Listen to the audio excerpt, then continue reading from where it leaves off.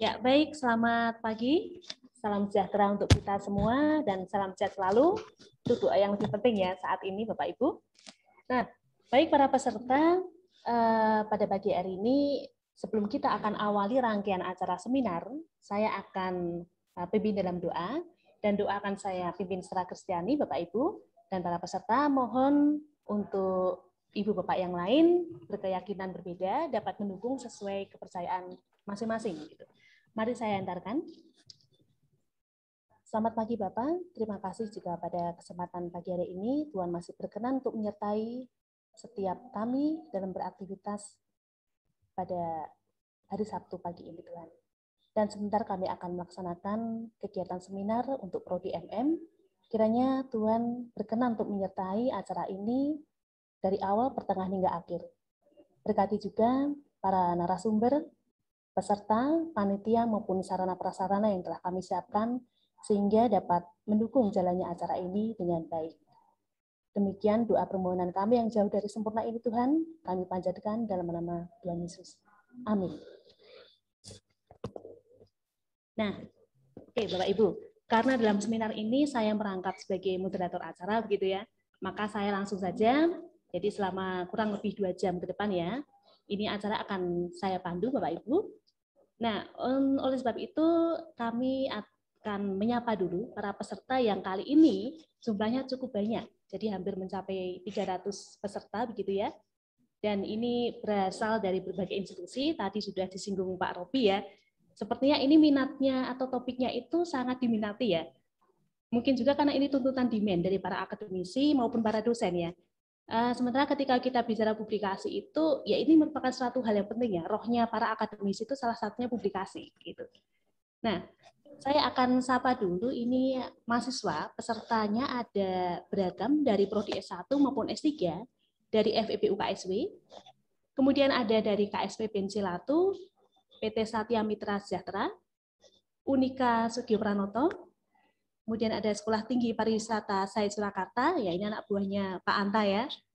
Kemudian ada rekan-rekan dari Undip, ada Untak, Equity Finance Indonesia, Universitas Semarang, Ciputra Surabaya, Universitas Pancasila Tegal, Sanata Dharma, ada STIE Semarang, Al Irsyad Boarding School, lalu ada STT Kalamulia, peserta juga dari Universitas Surakarta, Universitas PGRI, dan ini ada mahasiswa dari UKSW, lain fakultas ya, ada FTI dan Fakultas Ilmu Komunikasi, lalu ada Universitas Sanata Dharma Yogyakarta, Kantor Konsultan Pajak Beni Gunawan dan Rekan, Universitas Amir Hamzah, PT Langgeng Makmur Perkasa, Universitas Muhammadiyah Yogyakarta, ya, dan para alumni FEB UKSW.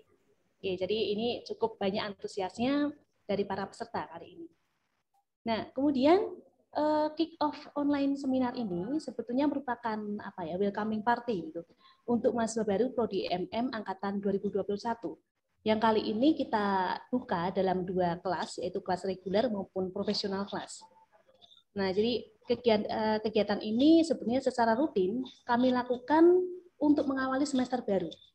Ya, dengan mengangkat topik terkait akademisi, kemudian terkait sharing pengalaman dan ilmu dari praktisi ya. Jadi kita kolaborasi supaya topiknya tidak monoton Bapak Ibu. Nah, terkhusus untuk mahasiswa angkatan 2021 ya, Prodi MM, kami mengucapkan terima kasih untuk kepercayaan rekan-rekan semua untuk memilih Prodi MM ini sebagai tempat untuk studi ya. Dan pilihannya ini tidak salah karena prodi ini telah meraih status akreditasi unggul ya, bersama dengan beberapa prodi di Fakultas Ekonomika dan Bisnis UKSW. Jadi sekarang kita sudah ada prodi S1 akuntansi, kemudian magister akuntansi dan dokter manajemen yang telah berhasil meraih status unggul. Nah, dalam waktu dekat ini nanti akan menyusul 2 prodi dari FEB, yaitu S1 manajemen dan IE ya, yang dalam saat ini sedang mengurus instrumen suplemen konversi. Sehingga nanti dalam tahun ini diharapkan semua prodi atau ke-6-6-nya ini ya, itu akan berhasil meraih predikat unggul ya. Doanya teman-teman. Oke. Nah, kemudian yang tidak kalah pentingnya lagi, kali ini kita akan menyambut para narasumber ya, yang teman-teman sudah pasti tahu, yaitu di sini kita akan ditemani nanti Dr. Nur Yakin ya. Ya, selamat pagi Pak Nur. Selamat pagi Bu Maria, sehat ya Bu? Sehat Pak, puji Tuhan. Ya baik, ini saya sekaligus saja bacakan CV-nya, singkat ya Pak, soalnya ini CV-nya itu banyak sekali, pengalamannya sudah banyak juga Pak Nur ya. Jadi Pak Nur Yakin ini sekarang menjabat Kepala Bidang Penjaminan Mutu Eksternal ya Pak, SPMI, di Universitas Muhammadiyah Yogyakarta tahun 2021 hingga 2025. Oke. Kemudian ini istrinya satu ya Pak. Kemudian putrinya, ini putri dan putra, lengkap ya Pak. Ya, dua anak itu. Kemudian dari pendidikan, saya hanya bacakan pendidikan terakhirnya.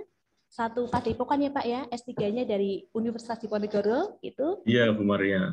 Dan nanti bagi rekan-rekan yang memang memilih jalur konsentrasi marketing, ya mungkin bisa konsultasi ya Pak, terkait topik-topik terkini atau isu terkini yang sepertinya laris nanti untuk publikasi seperti apa. Monggo nanti teman-teman manfaatkan waktunya. Nah, kemudian kalau melihat nih rekam jejaknya ya terkait dengan publikasi, Pak Nur ini saat ini menjabat sebagai editor in chief ya Pak ya untuk jurnal Mediko Etiko Legal dan Manajemen Rumah Sakit ini Sinta 2. Oke, kemudian juga terlibat sebagai reviewer di beberapa jurnal nasional terakreditasi mulai Sinta 3 sampai Sinta 2.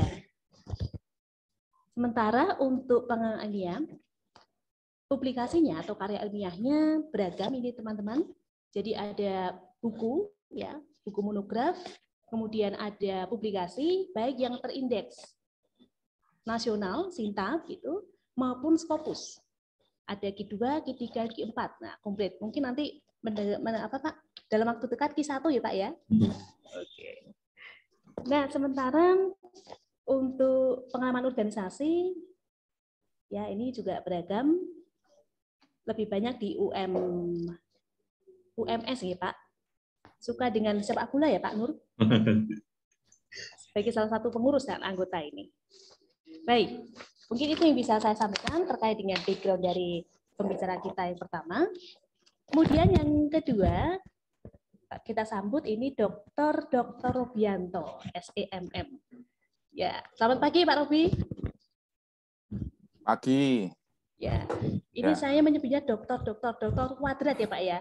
Karena Pak Robi ini ternyata nggak cukup puas satu kali studi S3.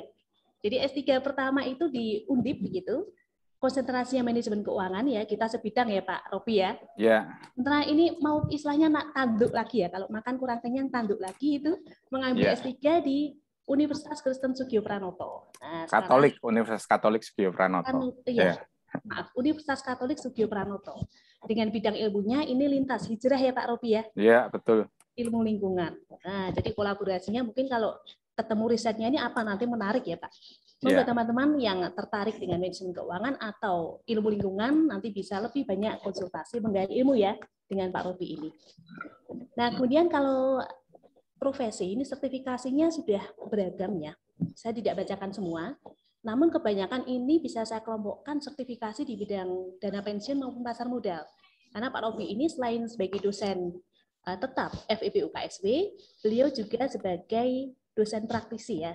Jadi pengalaman profesional ini sangat nanti diperlukan, terutama untuk kelas magister manajemen yang profesional class, gitu ya Pak Robi ya. Iya. Oke. Kemudian kalau bicara publikasi jurnal, wah ini Pak Robi nggak ada lawannya ini kalau di UKSW ya. Peringkatnya 1 ini di sini. Nah, karena kalau ini saya coba petakan, banyak sekali lembar-lembar saya cuma ambil ya Pak. Ada beberapa jurnal nasional terindeks. Ya, Sinta ya. Sinta 1, 2 itu paling banyak Pak Robi. Kemudian ada terindeks Scopus dan WOS. Nah, nanti kalau teman-teman bingung, apa bedanya Scopus dan WOS gitu ya. Kira-kira lebih tinggi mana itu levelnya. Nah, nanti monggo bisa teman-teman tanyakan pada saat sesi Q&A. Selain itu, pengalaman di bidang seminar conference ini sudah ada di level nasional maupun internasional sebagai narasumber ya Pak, terutama ya. Iya. Oke. Lalu sama seperti Pak Nur Yakin tadi, beliau juga aktif seperti berlaku sebagai reviewer untuk jurnal internasional terindeks Scopus dan WOS serta nasional terakreditasi. Oke. Nah, mungkin itu yang bisa saya sampaikan kepada para peserta untuk mengenal ya awal-awal siapa pembicara kita, sehingga tidak salah ini kita hadirkan pada forum ini. Nah, untuk menyingkat waktu teman-teman, kita akan mulai saja acara ini sehingga saya bisa nyatakan bahwa acara kick-off seminar pada pagi hari ini secara resmi dibuka. Nah, untuk selanjutnya saya akan persilahkan Bapak Nur Yakin sebagai pembicara pertama untuk menyampaikan materinya. Kurang lebih 25 menit ya Pak. Sehingga nanti kita akan punya waktu Q&A lebih banyak dari para peserta. Dan satu lagi teman-teman, para peserta, ini saya bacakan tatipnya singkat saja. Jadi mohon bisa menggunakan nama lengkap ketika bergabung di Zoom Room ini. Kemudian mohon bisa mengaktifkan video dan menggunakan virtual background yang telah kami siapkan pada saat pembukaan maupun penutup. Gitu. Dan peserta mohon mematikan mikrofon saat seminar berlangsung. Sementara untuk penggunaan kolom chat itu hanya untuk pengajuan pertanyaan. Dengan menuliskan formatnya nama instansi dan nama instansi, kemudian nama pembicara yang dituju maupun pertanyaan singkat gitu. Nah, sehingga nanti akan kami tampilkan beberapa pertanyaan, mungkin tidak bisa semuanya yang mengingat waktu yang ada. Kita akan coba pilih, dan dari beberapa pertanyaan yang menarik, nah itu nanti akan mendapat door prize. Gitu. Dan jangan lupa teman-teman, 15 menit sebelum acara ini selesai, jangan lupa untuk mengisi presensi dan ada survei singkat di situ.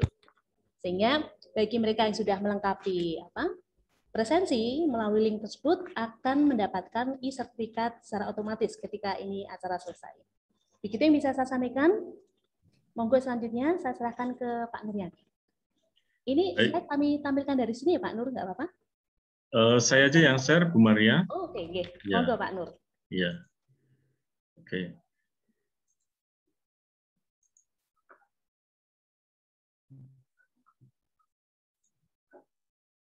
Apakah sudah bisa diakses, Bu Maria?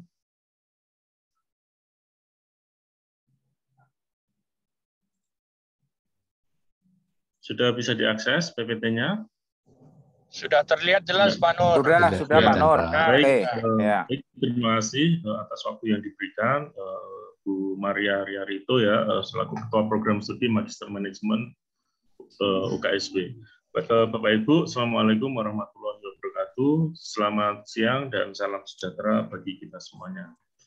Baik, Bapak Ibu, dalam waktu yang singkat ini saya mungkin akan lebih menyampaikan ya, lebih cepat menyampaikan materi tentang scientific writing ya, from the publication philosophy to publication process. Nah, ini saya ketemu dengan kolega saya lagi ya, Pak Robi ya, yang kita sering tandem di beberapa kegiatan di scientific publication ya, kemudian editor di beberapa jurnal dan tentu diskusi seputar indeksasi jurnal baik itu Sinta ataupun indeksasi Scopus dan WOS ya.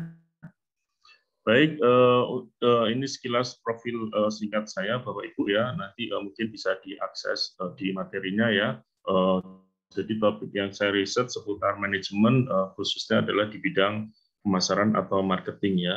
Kemudian metrik publikasi saya di indeks Scopus ya, mungkin tidak sebanyak Pak Robi ya. Kemudian indeks saya di Scopus kebetulan sudah 7 ya, yang ini kemudian setelah masuk terjebak dalam kegiatan administrasi kampus ini 1 tahun hanya bisa 3 sampai 4 ya. Jadi kalau sebelumnya mungkin bisa produksi banyak ya Pak Robi, tapi sekarang sudah sangat-sangat crowded dan kemudian sibuk sekali, sehingga tapi alhamdulillah bisa tetap produktif untuk menulis baik dari hasil dari hibah ataupun kemudian kolaborasi dengan yang lainnya.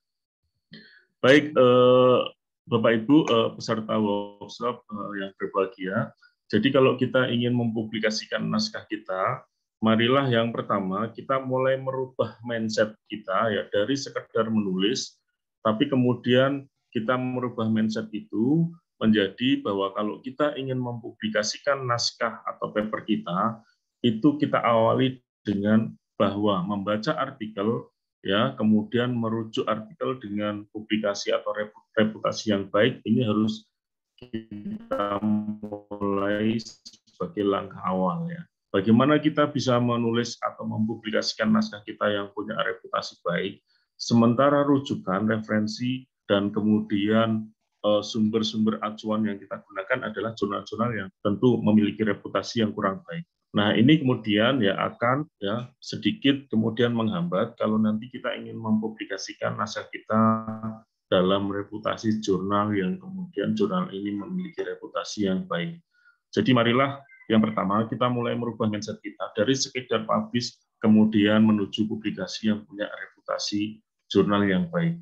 Kualitas dari artikel yang kita tulis ditentukan dari referensi yang kemudian kita rujuk ya dalam penulisan artikel tersebut.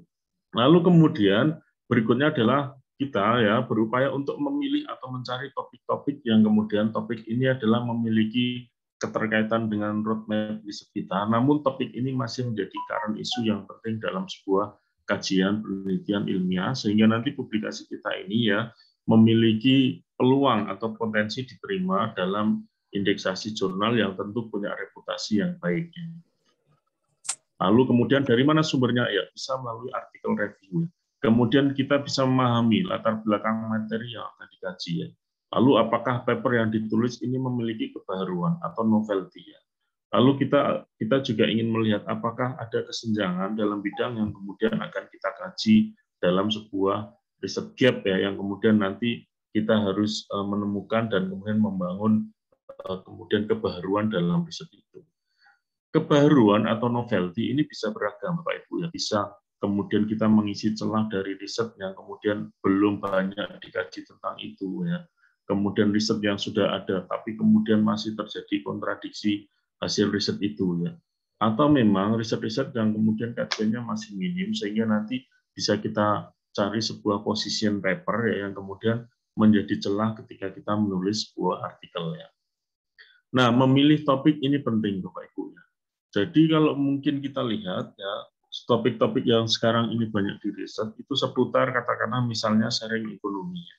Sharing ekonomi ya, itu kemudian topik-topik yang sekarang yang masih menjadi sebuah sebuah topik yang mungkin menjadi sebuah current isu dalam riset di bidang manajemen. Lalu kemudian ya kalau kita ingin memulai menulis ya sebuah paper ya atau manuskrip ya, maka kemudian menentukan topik ini menjadi bagian yang pentingnya. Cari petunjuk ya, cari keywordnya, carilah sesuatu yang kontroversi ya. Kalau misalnya ya promosi itu meningkatkan penjualan, itu sesuatu yang biasa. Tapi ketika promosi dengan digital marketing justru tidak meningkatkan sebuah penjualan dalam sebuah perusahaan, ya ini justru menjadi sebuah kontroversi ya, yang di situ kemudian kita bisa mengambil position paper dari riset itu ya. Inilah yang kita sebut sebagai sebuah kontroversi ya. Ya, katakanlah misalnya transformational leadership. Kepemimpinan transformasional ya, tapi malah tidak meningkatkan motivasi para bawahan dan pengikutnya. Apa yang terjadi? Nah, ini kan sebuah kontroversi ya, kita bisa menggali itu.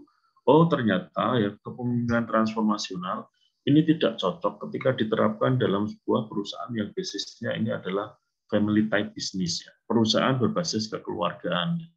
Gimana ya? Karena decision making-nya ini adalah keluarga ya, sehingga ini tidak bisa menginspirasi para bawahannya. Ini kan sebuah kontroversi yang kemudian nanti bisa kita ambil sebuah riset gap ya, yang kemudian kita kaji, kemudian kita menyusun sebuah position paper dari itu, sehingga kemudian kita bisa mengisi di dalamnya. Atau temuan yang tidak dapat dijelaskan. Habis ya, inovasi ini ya tidak mendukung pada peningkatan produktivitas. Ya. Habis tidak ada penjelasannya. Tidak ada penjelasan tentang future research, sehingga kemudian itu menjadi sebuah temuan yang kemudian kita harus ya mengcounter atau menjelaskan dari temuan yang tidak selesai tersebut. Lihat juga kadang-kadang dalam sebuah jurnal itu editorial comment-nya. Lihat surat ke editornya. Dan ini adalah menjadi bagian penting Bapak Ibu ya kalau kita ingin menentukan sebuah topik. Bagaimana kita bisa mencari current isu ya, topik-topik yang masih menjadi topik menarik dalam sebuah penelitian ya diskusi dengan ilmuwan lain. Kemudian kita bisa melihat melalui pertemuan masyarakat lokal. Pertemuan masyarakat lokal caranya gimana? Ya kita datang, kemudian kita ya membuat sebuah observasi, mini observation ya. Lalu kita amati ya apa yang terjadi. Oh, yang terjadi seperti ini. Kemudian kita tulis, kita cari rujukannya ya. Atau melalui konferensi nasional atau kongres atau konferensi internasional. Ini adalah ya current issue yang kemudian banyak dibahas ya. Nah, topik-topik yang sekarang banyak dibahas di seminar internasional itu kan isunya sustainability ya. Sustainability ya. Kemudian apa? Kemudian innovation ya dan lain sebagainya. Nah, ini adalah ya topik-topik yang kadang-kadang masih menjadi topik yang menarik untuk diteliti. Nah, Bapak Ibu, dimanapun kita berada ya, bahwa manuskrip ya, yang kita publikasikan ini merupakan sebuah proses rangkaian yang sangat panjang sekali. Tidak bisa seperti sistem kebut semalam. Bikin paper ya satu malam jadi. Enggak, tapi prosesnya panjang sekali. Dari bagaimana kita menentukan masalah yang akan diteliti ya. Kemudian bagaimana kita mengembangkan dan menyusun ya dari konsep ya, teori, kemudian mengkaji ya riset-riset sebelumnya ya. Apa keunikannya, apa perbedaannya ya. Apa kemudian yang menjadi gap-nya ya. Lalu kemudian rumuskan hipotesisnya. Lalu lakukan perencanaan risetnya. Tentukan metodologinya ya. Kualitatif, kuantitatif atau mixed method ya. Kemudian bisa juga dilakukan proses pengumpulan data. Kalau misalnya metodologinya sudah dirasa cukup, dianalisis, diinterpretasi dan kemudian ditulis dalam sebuah kajian ilmiah. Nah, ini adalah ya sebuah ya proses penelitian ya yang kemudian merupakan rangkaian panjang ya dari sebuah kegiatan penelitian kalau kita ingin menyusun sebuah paper atau manuskrip dalam sebuah publikasi ilmiah.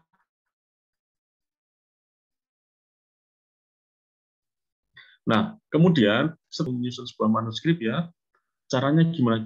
Kita bisa memilih ya artikel terbaik sebagai contoh dan pedoman untuk menjalankan penelitian dan menghasilkan tulisan ilmiah. Jadi tadi kembali lagi tadi ke mindset pertamanya. Kalau kita ingin mempublikasikan naskah terbaik, ya, naskah baik dari publikasi yang kita lakukan, maka rujukan ya, maka sumber artikel yang kita gunakan itu adalah artikel yang punya reputasi yang terbaik. Nah, sehingga nanti ya dalam proses menjalankan penelitian, kemudian menyusun laporan, kemudian menulis ya laporan itu menjadi sebuah manuskrip, yaitu kemudian punya sebuah sebuah kebaruan ya, atau kemudian punya sebuah standar ya dalam kemudian kita menyusun sebuah paper dari hasil penelusuran jurnal-jurnal dari punya reputasi yang bagus.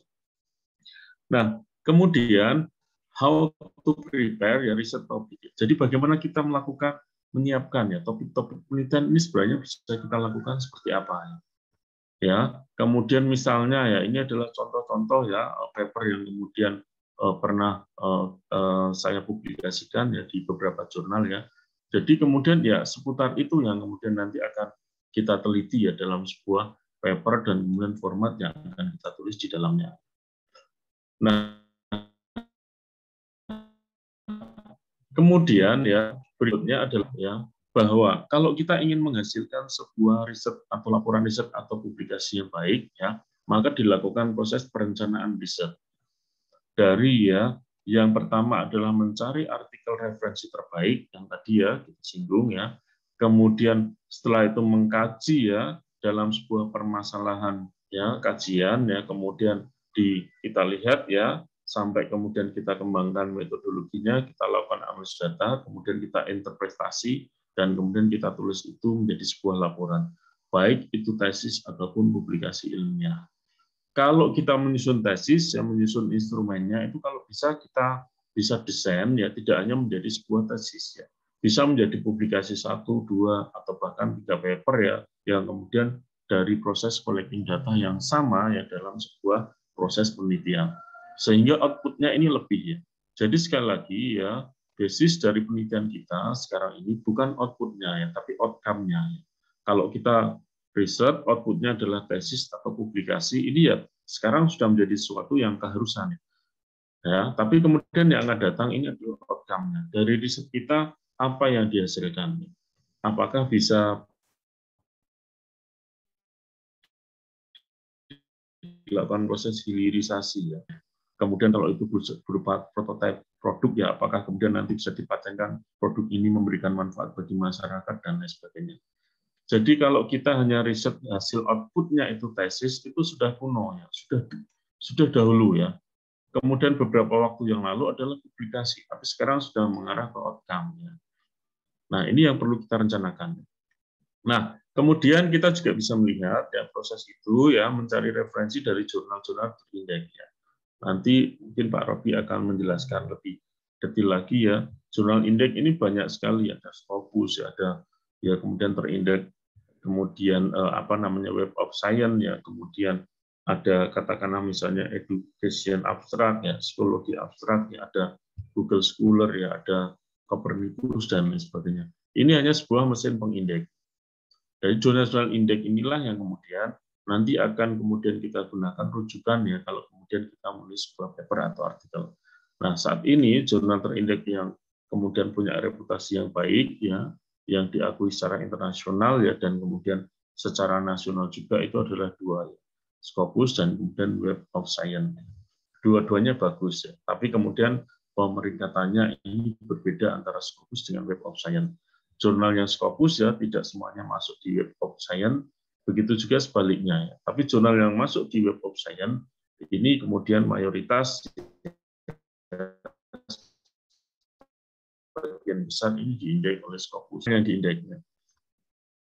Baik, kemudian masing-masing jurnal ya ini dalam filosofinya ini punya kuartil ya, peringkat. Kuartil 1, kuartil 2, kuartil 3, kuartil 4. Kuartil ini kalau bahasa kita lebih paling mudah familiar itu adalah KW ya.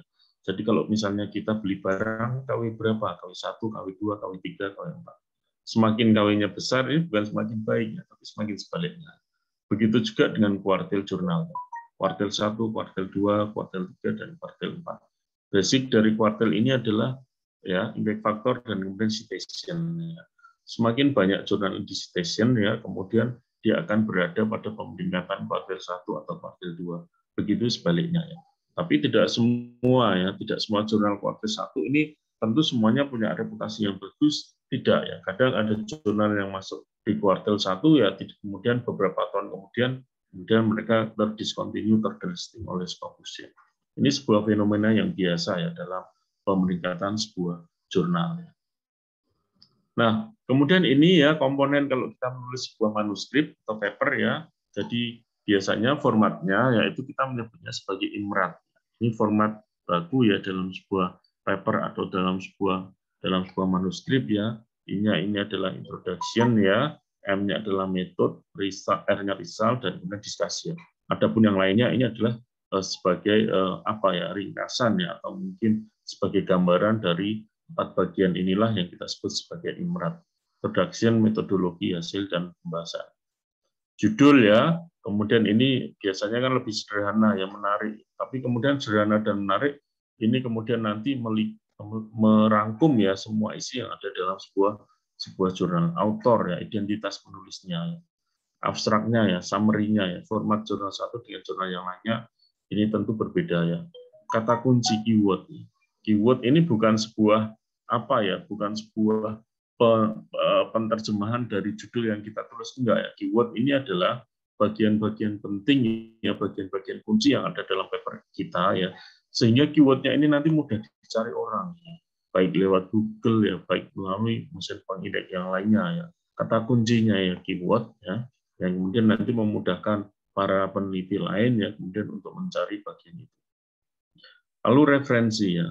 Kemudian terkait dengan referensi rujukan ya sekarang sudah berbasis penggunaan software citation ya, banyak sekali ya. Ada Mendeley ya, ada EndNote, ada Zotero ya. Nah, rekan-rekan bebas menggunakannya ya. Lebih familiar yang mana? Kalau saya lebih suka dengan menggunakan EndNote. Mungkin teman-teman yang lain dengan Mendeley ya, ada yang dengan Zotero dan lain sebagainya. Lalu ada knowledge-nya. Ini bagi ya paper-paper yang punya kontribusi ya, biayai oleh misalnya model-model pembiayaan riset ya dari program hibah dan lain sebagainya. Baik, judul ya, ini bagian pertama ya, ini yang sangat penting yang kemudian kita boleh menyebutnya sebagai penentu nasib artikel kita. Jadi kalau dulu-dulu ini kita senang menulis judul pengaruh A, B, C, D, E ya sampai F ya.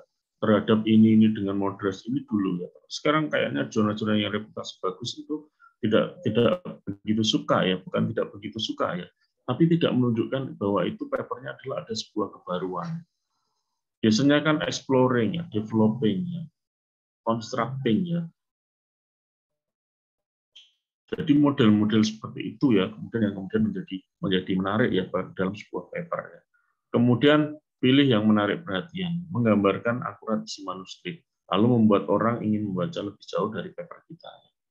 Lalu kemudian ya menyampaikan topik ya, judul yang efektif, menyampaikan topik ya penelitian, menyoroti pentingnya ringkas, menarik pembaca ya.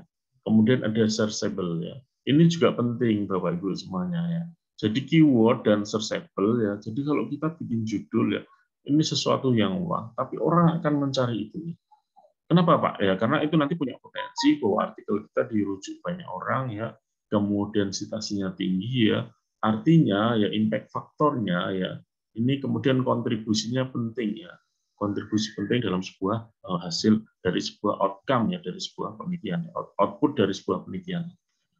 Kemudian kata pertama yang kemudian paling penting biasanya, the effect of the impact ya itu standar. Tapi kalau misalnya exploring, developing dan lain sebagainya, ini tentu lebih menarik.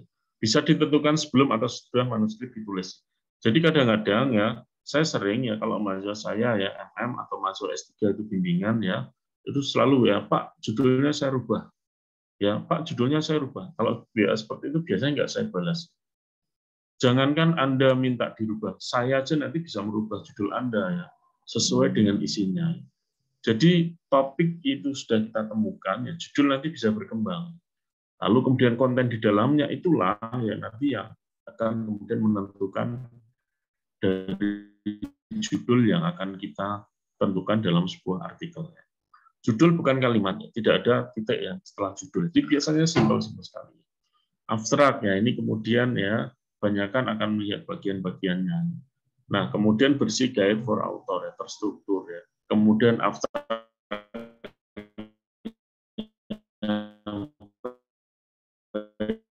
ringkas dan seterusnya ya. Kemudian hindari istilah umum ya. Kemudian gunakan kata kunci ya, yang kemudian dalam literatur dan database. Ya. Baik ya, itu adalah bagian dalam menulis sebuah manuskrip. Berikutnya adalah bagaimana kita mulai menulis sebuah latar belakang penelitiannya. Jadi kalau jurnal-jurnal yang punya reputasi bagus, Bapak Ibu ya, tidak terlalu suka kita menulis itu terlalu bertele-tele. Nah, kelemahan kita kalau kita sudah menulis artikel panjang itu kita mau menghapusnya itu eman-eman. Jangan eman-eman, tapi itu harus kita lakukan, Bapak Ibu. Karena ya jurnal-jurnal yang punya reputasi bagus itu selalu to the point. Contoh misalnya, kita menulis sebuah introduction misalnya.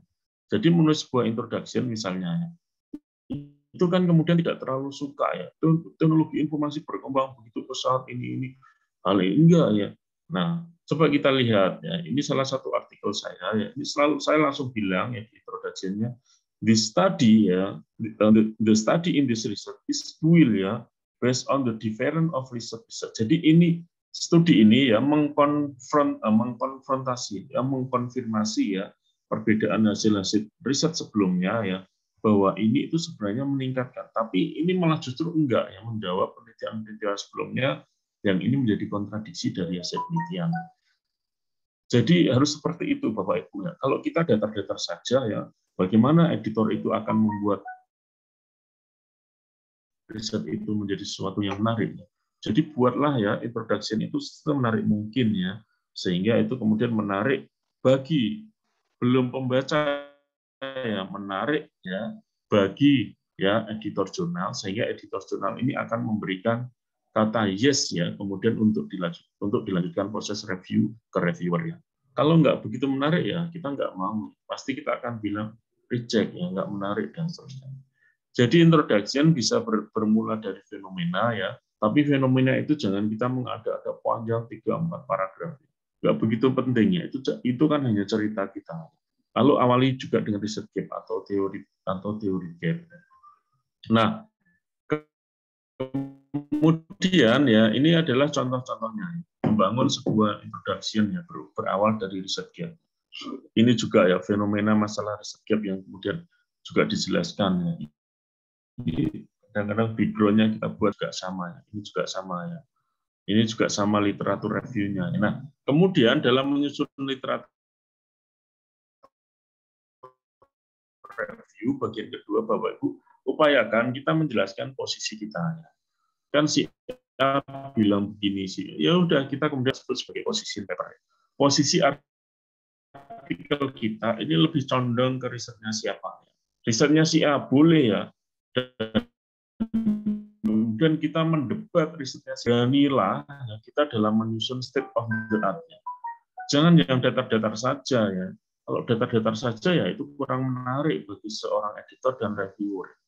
Ya, ini mengcounter ya, mendebat ya dan lain sebagainya. Ini kadang-kadang perlu ya dalam kita menulis sebuah artikel. Ini kemudian metodologinya ya, kita jelaskan. Nah, kemudian Bapak Ibu ya itu terkait dengan penulisan artikel. Lalu kemudian mapping dan tren pada. Nah, ini adalah current riset ya yang kemudian menjadi tren dalam riset di bidang manajemennya. Ini saya olah tren riset di bidang manajemen ya dengan menggunakan FOSViewer ya. Jadi saya ambil data dari Scopus.com ya, kemudian saya jalankan software dengan FOSViewer ya. Ini kemudian kita lakukan mapping ya. Nah, tren riset dalam bidang manajemen ini yang terkait dengan desain penelitiannya ya. Nah, yang sering banyak dilakukan, Bapak Ibu bisa lihat yang tengah ini ya, warna abu-abu ini yang sering sekali banyak dilakukan. Pendekatan kualitatif ya, kuantitatif ya. Kemudian metodologi ya, filosofinya kuat ini yang sering banyak sekali dilakukan. Ya, tapi yang bagian-bagian yang masih luar ya, masih yang jauh dari lingkaran yang tengah, contoh misalnya yang bawah ya, case study approach ini jarang sekali digunakan. Validity dengan eksperimen ya, ini jarang sekali dilakukan. Kemudian intervention ya, riset dengan intervention ya, dengan kualitatif, metodologi kualitatif, tapi dengan intervensi. Lalu kemudian membangun ya community based participatory ya, riset etik inform. Ini juga jarang sekali yang dilakukan. Jadi dengan mapping ini ya, dengan FOSViewer ini kita bisa melihat ya yang masih di luar dari jauh dari lingkaran ini sebenarnya masih menjadi potensi riset yang sangat besar untuk bisa diterima naskah publikasinya karena masih jarang sekali dilakukan. Nah, ini juga bisa kita sebut sebagai novelty terkait dengan desain penelitiannya ya. Nah, kemudian teknik collecting datanya ya. Mohon maaf Pak Nur Yakin, mungkin 3 menit lagi Pak. Ya, baik ya, 3 menit ya. 3 menit saya rasa cukup ya. Baik, berikutnya ya Bapak Ibu, ini terkait dengan tren di bidang collecting datanya. Nah, kalau random teknik ya, kemudian apa namanya dengan menggunakan mungkin pendekatan katakanlah misalnya kualitatif kuantitatif, ini juga sama, juga sering dilakukan. Tapi begitu kita ambil dari big data ya, artificial intelligence ya, kemudian sosial media ya, kemudian data ini kita ambil dengan menggunakan katakanlah misalnya menggunakan FOSViewer ya atau NVivo ya, ini adalah tren riset collecting data yang baru ya. Nah, kemudian kalau dengan kuantitatif ya, ini juga yang topik-topik yang sering dilakukan ya, katakanlah misalnya corporate governance ya, performance leadership ya, business performance ya, knowledge sharing ya, ini sesuatu yang sudah banyak sekali dilakukan. Tapi begitu di bidang competitiveness ya, katakanlah misalnya competitive advantage ya, ini juga masih menjadi celah riset yang kemudian masih menjadi sesuatu yang menarik. Kemudian topik riset bidang manajemen ya, contohnya misalnya tentang human resource management ya, kita lihat katakanlah misalnya tentang talent management ya, digitalization ya, career development ya, ini juga masih menjadi topik yang menarik. Kemudian di bidang pemasaran ya, katakanlah social media marketing ya, bagian-bagian yang luar ya, customer engagement ya, kemudian katakanlah misalnya relationship marketing ya, ini juga masih menjadi topik yang menarik. Kemudian finance juga sama ya, financial performance juga sudah banyak sekali di riset. Tapi kemudian kalau fintech ya, crowdfunding ya, kemudian risk management ya, capital structure ya, ini topik-topik inovasi dan operasi ya, industri 4.0 ya, operation management ya, energy efisiensi ya, dan kemudian bioteknologi ini juga topik yang kemudian masih menjadi potensi untuk kita lakukan demikian lebih dalam lagi. Demikian Bapak Ibu, Bu Maria, saya kembalikan ya. Terima kasih. Assalamualaikum warahmatullahi wabarakatuh. Baik, Pak Nur, terima kasih untuk paparannya. Jadi ini kita hold dulu ya, beberapa pertanyaan sudah mulai muncul Pak Robi maupun Pak Nur, supaya paparan dari para narasumber dapat kita simak dengan baik. Nah, berikutnya monggo Pak Robi untuk memaparkan kurang lebih 25 menit. Baik, saya Mau share paparkan. sendiri, Pak? Ya, saya share sendiri. Saya mandiri kok orangnya kok. Oke. Ya. Bisa terlihat, guys? Karena ini anak-anak muda semua, saya manggilnya guys ini. Bisa, Dok. Bisa, ya. Baik, Dok. Baik, Assalamualaikum warahmatullahi wabarakatuh. Shalom, salam sejahtera untuk kita semua. Om Swastiastu, Namo Buddhaya, salam kebajikan. Baik, ini guys, ini saya anggap guys karena masih muda semua ya. Jadi saya ini diberi mandat oleh Bu Maria Riorita untuk berbagi di UKSW ini, tentunya bersama sahabat-sahabat saya yaitu Pak Nur, dan tentunya ini juga ada Pak Anta yang kehormatan bagi kami Pak Anta ya. Jadi ini saya diberi tugas mandat mengenai bagaimana membuat abstrak yang baik ya, dan tentunya bagaimana proses publikasi. Ini biar jelas saya bikin view-nya full aja. Ya. Ya, ini saya tadi sudah dijelaskan ya, saya ini S1 dari UKSW, S2 dari Undip, Undip, S3 ada dari Undip dan dari Unika. Kemudian karena saya cinta pasar modal ya, isinya dari lulus ya di pasar modal terus, dan di praktisi saya komisaris di beberapa tempat dan komite audit di beberapa tempat di perusahaan strategis. Lalu sama seperti Pak Nur, H-index Scopus saya 7, WOS indeksnya 4 ya. Dan saya juga memiliki passion sama seperti Pak Nur di bidang publikasi, meskipun sekarang juga sama Pak Nur tadi publikasinya tidak seproduktif sebelum penjabat. Nah, saya pun juga sama. Saya sekarang tidak tahu bisa nulis lagi atau enggak ini. Tapi saya harap saya bisa melalui mahasiswa bimbingan saya, dan saya sangat bangga dengan mahasiswa bimbingan saya yang juga rata-rata terbit di Sinta 2, Sinta 3, bahkan ada yang di Scopus juga. Ya, di sini ada beberapa mahasiswa saya di misalnya Powell. Powell ini lagi saya submit di ini Springer ya. Lagi proses review di Springer. Terus ada S1 juga lagi proses review di Springer. Jadi prinsipnya kalau ditulis dengan baik, serius, pasti bisa ya. Tidak ada yang tidak mungkin. Dan karena saya diminta untuk penulisan abstrak sama telaah literatur sama proses publikasi, ya saya jelaskan secara singkat saja karena waktunya hanya berapa menit tadi ya, 25 ya. Ya, oke, untuk menulis abstrak ya, ingat abstrak di jurnal itu beda dengan nulis abstrak di tesis ataupun skripsi ini Bru-NSIS semua ya. Abstrak di jurnal itu harus mengikuti author guide. Nah, kalau author guide-nya mintanya 100 sampai 250 ya ikuti minimal 100, maksimal 250. Jika ditetapkan 150 sampai 200 ya minimal 150, maksimal 200. Jangan kurang, jangan lebih. Buat jurnal yang dikelola dengan baik, kelebihan satu ini kata saja bisa dikembalikan. Dan abstrak ini umumnya berisi pada tujuan atau purpose, method, hasil, implikasi, dan implication. Ya, intinya inilah bagaimana orang tertarik membaca artikel kita dari abstrak. Ini contohnya, saya artikel di Gajah Mada, ya. Ini cukup singkat saja, ya. Dia mintanya maksimal 150, ya sudah saya kasih seperti ini. Jadi saya buat abstraknya sesuai yang tadi ada ini, kurang lebih di kontribusinya apa, metodenya apa, hasilnya apa. Dan biasanya juga diminta keyword sama gel classification. Ingat, kadang-kadang dari pengalaman saya mahasiswa itu nggak paham gel classification. Pak, gel classification itu apa? Itu cari aja di ini nanti di Google, nanti ketemu gel classification, lalu artikel kita itu masuk kategori yang mana, disesuaikan. Di sini saya G02, G10 karena ini masuk yang efisiensi pasar dan capital market secara umum. Ini contoh yang lain. Sama, kalau di jurnal-jurnal yang internasional ataupun yang sudah ngarah internasional, meskipun dia terindeks Sinta, dia tetap seringkali minta gel classification. Ya, jadi di sini saya lebih tegas lagi.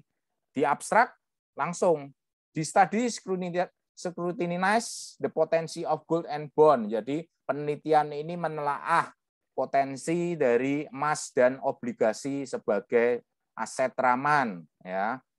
Terus karena apa? Karena berbagai penelitian yang ada dilakukan pada pasar modal yang maju.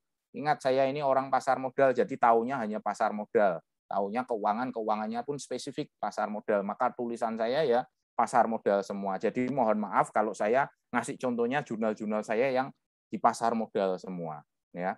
Dan langsung cerita metodenya. Metodenya dari Juni 2008 sampai September 2016. Lalu tekniknya apa? Quantile regression. Hasilnya apa? Nah, ini dibaca ya. Tinggal seperti itu, gampang. Tapi ini secara umum, ada yang secara khusus mengatur mengenai abstrak. Nah, ini contohnya saya di jurnal Springer ya. Kebetulan tadi ada yang tanya, "Pak, kalau jurnal bayar bermasalah enggak? Tidak bayar bermasalah enggak?" Dua-duanya tentunya ada konsekuensinya. Jurnal saya ini gratis. Q1 diterbitkan Springer gratis. Konsekuensinya apa? Ya seleksinya minta ampun, ya. Seleksinya sudah jangan tanya lah ya. Sudah gratis, Q1 diterbitkan oleh penerbit yang top. Maka proses reviewnya berdarah-darah ya. Dan ini paling cepat setahun. Setahun baru terbit. Paling cepat itu, bahkan setahun baru keluar reviewnya. Dan ini nanti bisa dilihat, buat yang finance bisa lihat artikel saya. Isinya cacing-cacing sama grafik semua. Ya. Lupa kok cacing? Ya, memang saya kan ini ngikutinya dengan alat analisis yang advance, sophisticated, seperti itu. Pak, kalau regresi berganda bisa nggak, Pak? Ya kalau pakainya data panel diolah dengan regresi berganda, ketemunya saya pasti saya tolak. Ya. Saya sudah nolak jurnal, saya sebagai reviewer sudah nolak jurnal ratusan lebih ya, bahkan mungkin hampir 500 itu gara-gara alat analisisnya salah. Jadi karena saya sebagai reviewer, saya juga tahu kalau mahasiswa harus nulis seperti apa. Maka kalau bimbingan sama saya sudah ngarahkan jurnal, bukannya saya mempersulit, tapi supaya nantinya bisa ke jurnal, bisa terbit ke jurnal. Seperti itu. Nah di sini bisa dilihat, memang lebih banyak, ini sekitar 200 sampai 250 kata. Keywordnya juga ada, gel classification-nya lebih banyak karena ini ada kuantitatif, advanced quantitative method segala. Dan ini kalau di sheets modelnya sama seperti yang UGM tadi ya. Jadi ada tujuannya apa, metodenya apa, kemudian sama hasilnya apa. Ini sheets, saya terbit di jurnalnya sheets ini. Dan ini banyak dijadikan referensi untuk analis-analis saham di Indonesia. Terus nah, sekarang kalau ya Pak, saya lihat ada yang terbitan Emerald, beda lagi Pak. Abstraknya berbeda. Ya, kalau terbitan Emerald, dia khusus. Abstraknya jelas. Sudah diklasifikasi. Purpose tujuannya apa. Metodenya apa, temuannya apa, implikasinya apa, keterbatasan dan implikasi penelitian apa. Lalu originality. Keasliannya, nilainya, kontribusinya itu apa. Ini kalau tadi saya lihat Pak Nur juga ada yang terbit di Emerald, pasti dia ngikuti abstrak yang seperti ini. Jadi nulis abstrak itu harus sesuai dengan yang diminta jurnalnya. Jangan sakar PDW. Mahasiswa kadang-kadang sering sakar PDW, bahkan output SPSS maupun Excel langsung ditempelkan di naskahnya. Ketemu saya langsung saya tolak. Ya, kenapa? Karena jurnal punya template. Karena punya template maka harus diikuti dengan baik. Pak, saya malas ngetik, Pak. Ya malas ngetik ya nggak usah submit jurnal seperti itu, ya. Jadi kalau mau submit jurnal, ikuti ketentuan jurnal tersebut. Ibaratnya wong kita mau masuk rumah orang aja kula nuwun kok, ya kan? Ya ikut mau masuk jurnal ya harus ikuti ketentuan mereka. Dan mereka lebih suka kalau mereka mintanya kita pakai Word, ngetiknya sudah pakai Word. Artinya apa? Nanti kalau editing tinggal lebih mudah daripada pakai Excel. Bahkan yang paling saya nggak suka SPSS sama output SPSS maupun output SViews langsung ditempelkan. Wah itu langsung tanpa membaca langsung saya tolak kalau seperti itu. Ya saya kebetulan mereview lebih dari 20 jurnal dari Sinta 2 sampai Sinta 5 seperti itu. Jadi kalau sudah model gitu pasti saya tendang. Ya, dan tentunya yang lain reviewer juga sama. Karena kita sebagai reviewer itu punya tanggung jawab menjaga kualitas jurnal di mana kami mereview seperti itu. Jadi kalau junk paper pasti ditolak. Pak kok kejem ya, kejem demi kualitas. Karena kalau enggak sintanya turun gimana? Yang rugi ya jurnalnya, yang rugi nanti institusinya. Seperti kita di UKSW punya yang namanya JEB. Maka saya kalau nge-review JEB benar-benar serius, karena jangan sampai saya reviewnya longgar, maka artikel jelek yang keluar, sehingga ketika nanti di reakreditasi turun lagi. Dan Pak Nur ini kebetulan beliaunya tim akreditasi juga, paham sekali mengenai hal itu. Dan untuk menjaga kualitas jurnal, maka artikel yang diterbitkan pun paling tidak mengikuti referensi antara 5-10 tahun terakhir. Upayakan menggunakan 5 tahun terakhir. Pak, saya pakai referensi tahun 50. Lah kamu tahun 50 aja belum lahir kok kamu pakai referensi itu, ya. Jadi gunakan yang baru-baru. Ada jurnal-jurnal yang sudah menentukan bahwa artikel yang dari 5 tahun terakhir itu harus 80%, dan artikel dari jurnal itu harus 80%, sampai dihitung satu-satu. Loh Pak, kok ketat itu untuk menjaga kualitas jurnal tersebut. Jadi di sini sekali lagi semata-mata untuk menjaga kualitas, maka prosesnya sangat ketat sekali, ya. Pak, kalau bayar kualitasnya apakah lebih jelek? Belum tentu, ya. Kalau membayar itu tentu jurnal itu butuh funding, butuh pendanaan. Maka kadang-kadang ada yang membayar. Sepanjang direview dengan ketat, direview dengan baik, tidak sekedar bayar terbit, maka dan bisa membuktikan prosesnya, maka kita bisa menyatakan bahwa jurnal itu memiliki sistem yang baik. Yang jadi masalah adalah submit jurnal, menghubungi editor, lalu editornya minta bayaran, ya bayar, kamu kalau mau cepat bayar. Kemudian keluar LOA-nya tanpa proses, itu yang bermasalah, ya. Itu yang bermasalah. Kenapa bermasalah? Karena tanpa direview keluar LOA, tanpa direview keluar langsung publish. Itu saya katakan jurnal predator, ya. Di sini saya rasa karena kita levelnya level S2 tentunya harus mengedepan, bahkan level S1, S2, S3 tentunya menjunjung tinggi yang namanya etika dan integritas akademis seperti itu. Dan terkait dengan telaah literatur, ya ini kadang-kadang saya sering mereview telaah literatur itu hanya kumpulan konsep, kumpulan definisi. Nah, kalau ketemu saya nge-review pasti saya tolak, saya nggak mau. Karena itu potensi similarity-nya juga tinggi, ya tinggal copy paste gitu, nggak bisa bikin jurnal, nggak bisa copy paste. Karena kalau copy paste nanti jurnalnya terdampak. Maka di dalam literatur review ini dan pengembangan hipotesis ini adalah tentunya mengungkapkan penelitian terdahulu yang relevan. Dan jika ada pengembangan hipotesis, gunakan teori yang mendasari, logika yang mendasari, dan penelitian terdahulu yang mendasari. Pak, tidak ada penelitian yang terdahulu, maka gunakan logika dan justifikasi. Ini contohnya apa?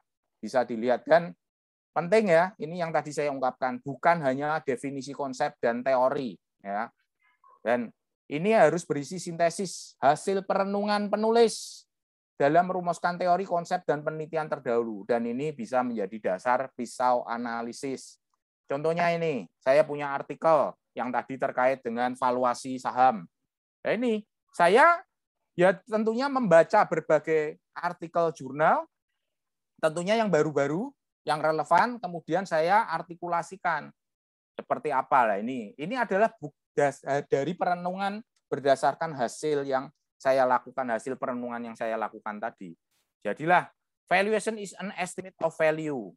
Terus, valuation skill are very important. Lalu kita jelaskan, Pak ini kok ada tahun 1934? Karena itu teori utamanya, konsep utamanya di situ.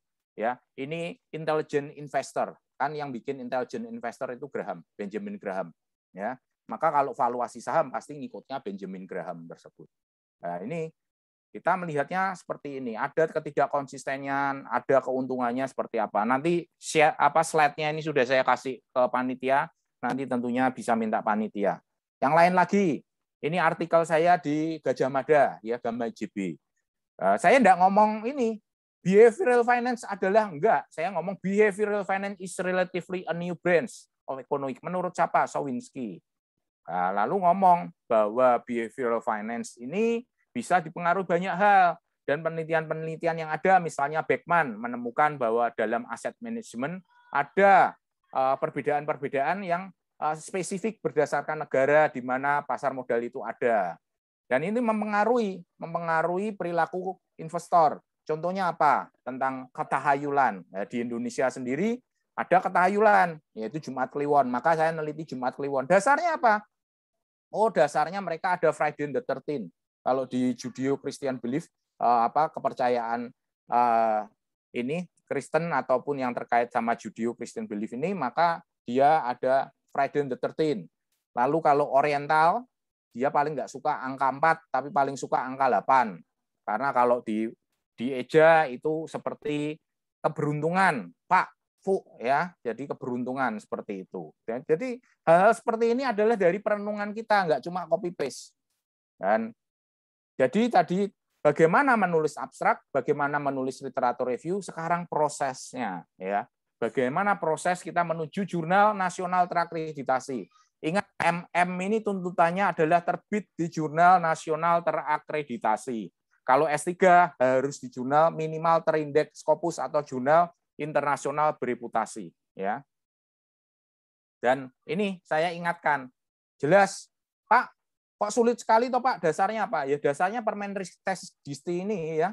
Jadi ada peraturan menteri yang mengatur kewajiban publikasi. Kalau magister itu harus terbit di memiliki artikel di jurnal ilmiah terakreditasi atau diterima di jurnal internasional. Kalau doktor, ya sudah harus ke jurnal internasional bereputasi. Sudah, ini bukan mempersulit kalian, enggak. Ini karena aturan, ya, aturannya jelas dan diatur oleh Permenristek Dikti. Kemudian ada 4 kategori jurnal ilmiah di Indonesia. 1 jurnal nasional, satunya nasional terakreditasi, ada jurnal internasional dan jurnal internasional bereputasi. Kalau terakreditasi tentu jelas terakreditasi Dikti. Contohnya apa? Buktinya apa? Terindeks Sinta. Nah, Sinta itu ada 1 sampai 6, ya. Ini contohnya kalau jurnal saya kebetulan reviewer di JKP, ya. Sinta 2. Nah, ini contoh juga di jurnal bisnis strategi Sinta 3, ini punya Undip.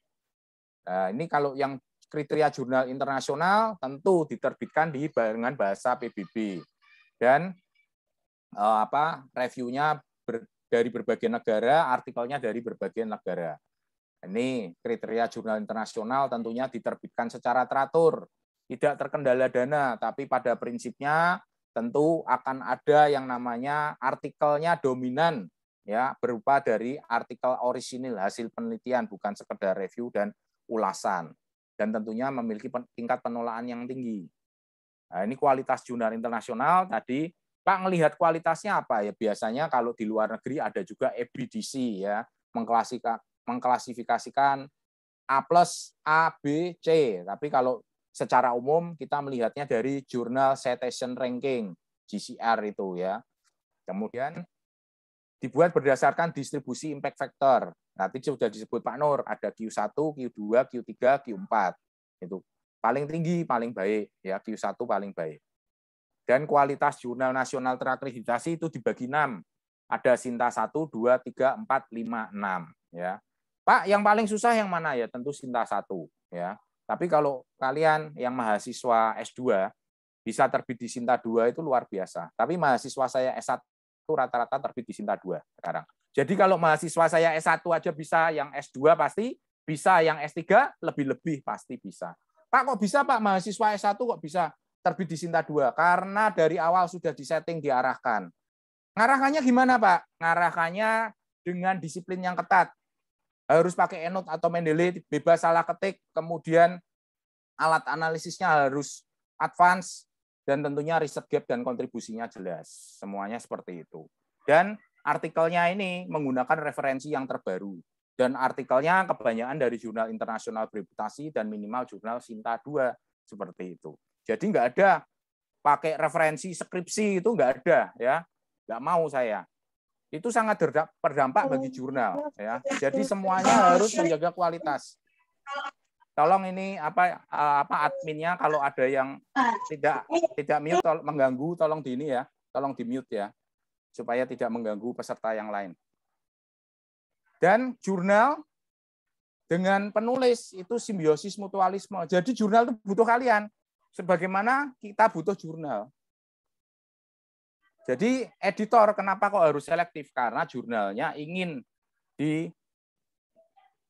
jurnal atau artikelnya dibaca secara luas dan disitasi secara luas. Dan ini proses-prosesnya. Lah ini tadi ada tanya, Pak, mungkin nggak melakukan publikasi berbasis tesis? Ini jawabannya.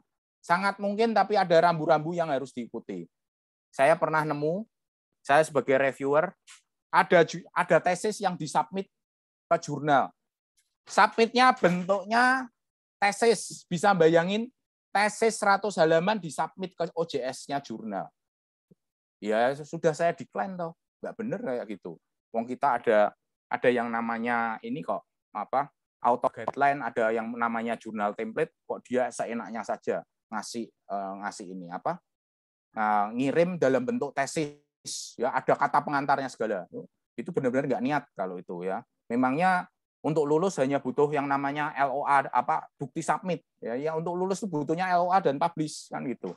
Dan buat yang dosen ini ada peraturannya ya. Peraturannya adalah karya ilmiah yang diterbitkan di jurnal nasional terakreditasi atau internasional yang merupakan pengembangan sintesis dari disertasi dan tesis paling sedikit terhadap keterbaruan 50% dari disertasinya diakui dan dapat digunakan. Tapi tidak dapat untuk pemenuhan syarat khusus. Pak, syarat khusus contohnya apa? Kalau mau jadi mau jadi profesor misalnya, itu nggak boleh, ya nggak bisa. Dan rambu-rambu yang harus diikuti. Ada ini harus ngikuti format sesuai, ya. Formatnya sesuai jurnal seperti tadi saya ceritakan. Submit jurnal bentuk tesis, ya itu sudah nggak niat itu ya. Terus ada etikanya, tidak cut paste atau copy paste, tapi ditulis ulang karena jurnal itu biasa kan antara 10 sampai 15 halaman, ya. Dan kalau itu merupakan bagian dari tesis, maka ada pernyataannya, Pak, kalau tesis kemudian saya tulis jurnal, ya ditulis ulang seperti itu, disesuaikan dengan jurnal. Kalau di UKSW ini kan ada pilihan, boleh lulus dengan publikasi. Publikasinya apa? Ya minimal Sinta 2. Kelihatannya seperti itu. Nanti tolong dikoreksi Bu Maria kalau salah ya. Pak Robin, nyuwun sewu, Pak. Ya, mungkin 2 menit lagi, Pak. Oh ya, siap. Ya. Terus dan ini yang harus dicermati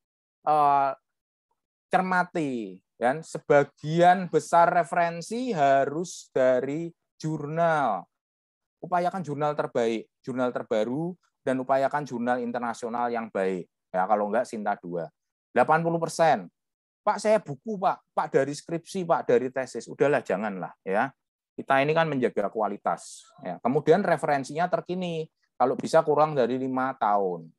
Dan kalau tidak bisa ngikuti ini, biasanya langsung ditolak. Ya. Dan hati-hati plagiasi. Saya selalu pesan buat mahasiswa yang mau ujian apapun nantinya mau diterbitkan ke jurnal, dalam mengecek Turnitin jangan dimasukkan ke repositori, karena kalau sudah masuk repositori, seumur hidup, bahkan ketika kita sudah kembali ke menuju alam baka, artikel kita itu masih nyantol di Turnitin. Maka hati-hati jangan sampai ngetes Turnitin, ngecek Turnitin, tapi save di repositori. Nanti ke double-double. Dampaknya apa? Similarity-nya tinggi, padahal itu karya kita sendiri.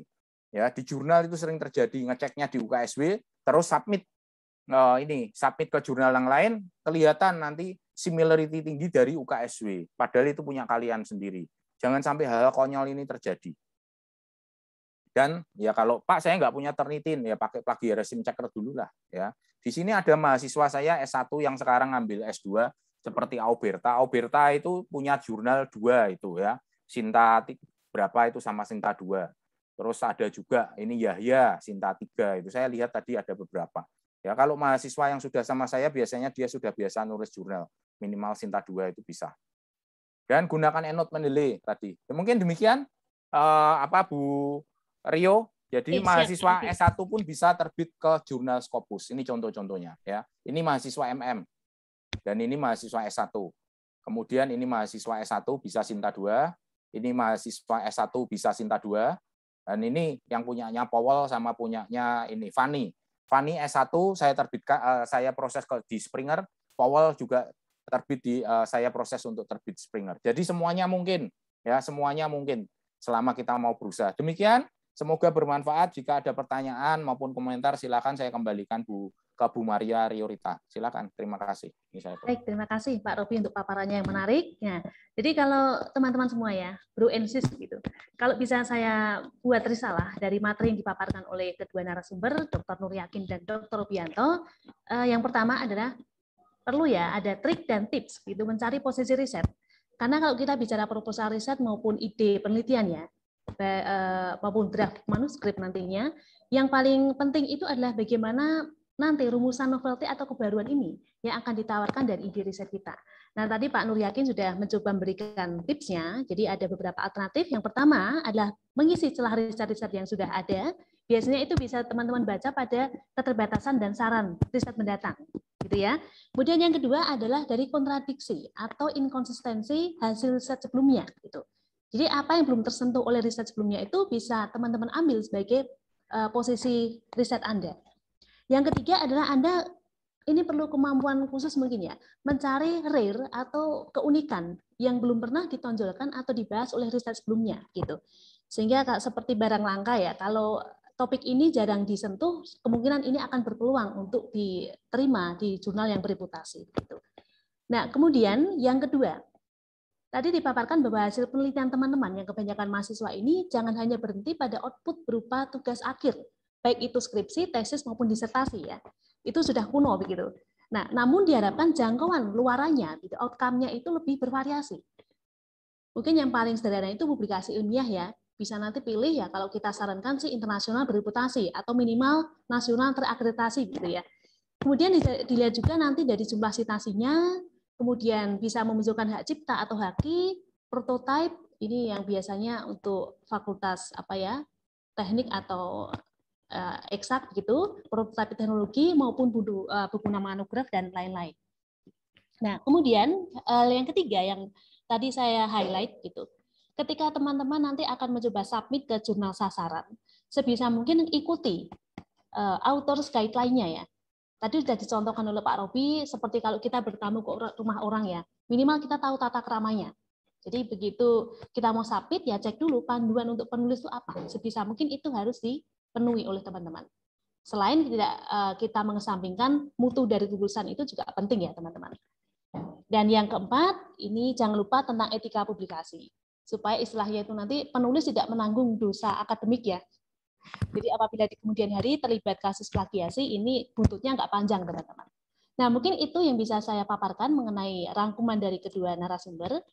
Nah kemudian ini mungkin bisa dibantu panitia dipaparkan beberapa pertanyaan sudah masuk ini banyak untuk Pak Nur maupun Pak Rubianto.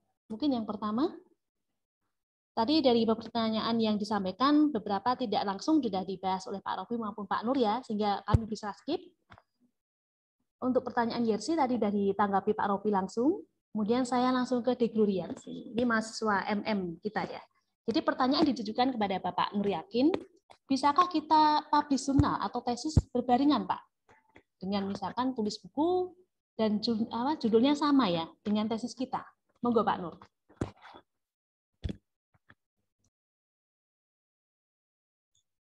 Baik, terima kasih Bu Maria. Jadi bisakah kita memberikan jurnal atau tesis ya yang berbarengan? Ya kalau bisa berbeda ya jangan dibuat judul yang sama ya. Apalagi kalau isinya itu sama ya, sudah judulnya sama, isinya sama ya. Bikin berbeda aja kan ya. Yang buku judulnya ini isinya berbeda, yang bagian publikasi judulnya ini isinya juga berbeda ya. Jadi kalau sama dua-duanya ya, kita kan nanti terjadi auto plagiarisme ya.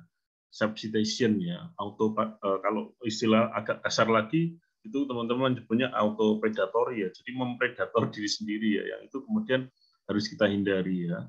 Bahkan tadi sudah saya sampaikan ya, buat aja yang desainnya berbeda ya, ini untuk publikasi, ini untuk buku ya, sehingga itu memang menjadi dua bagian yang berbeda ya.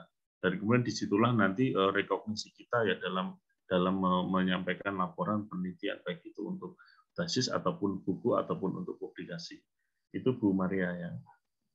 Mungkin saya nambahi Bu Maria ya.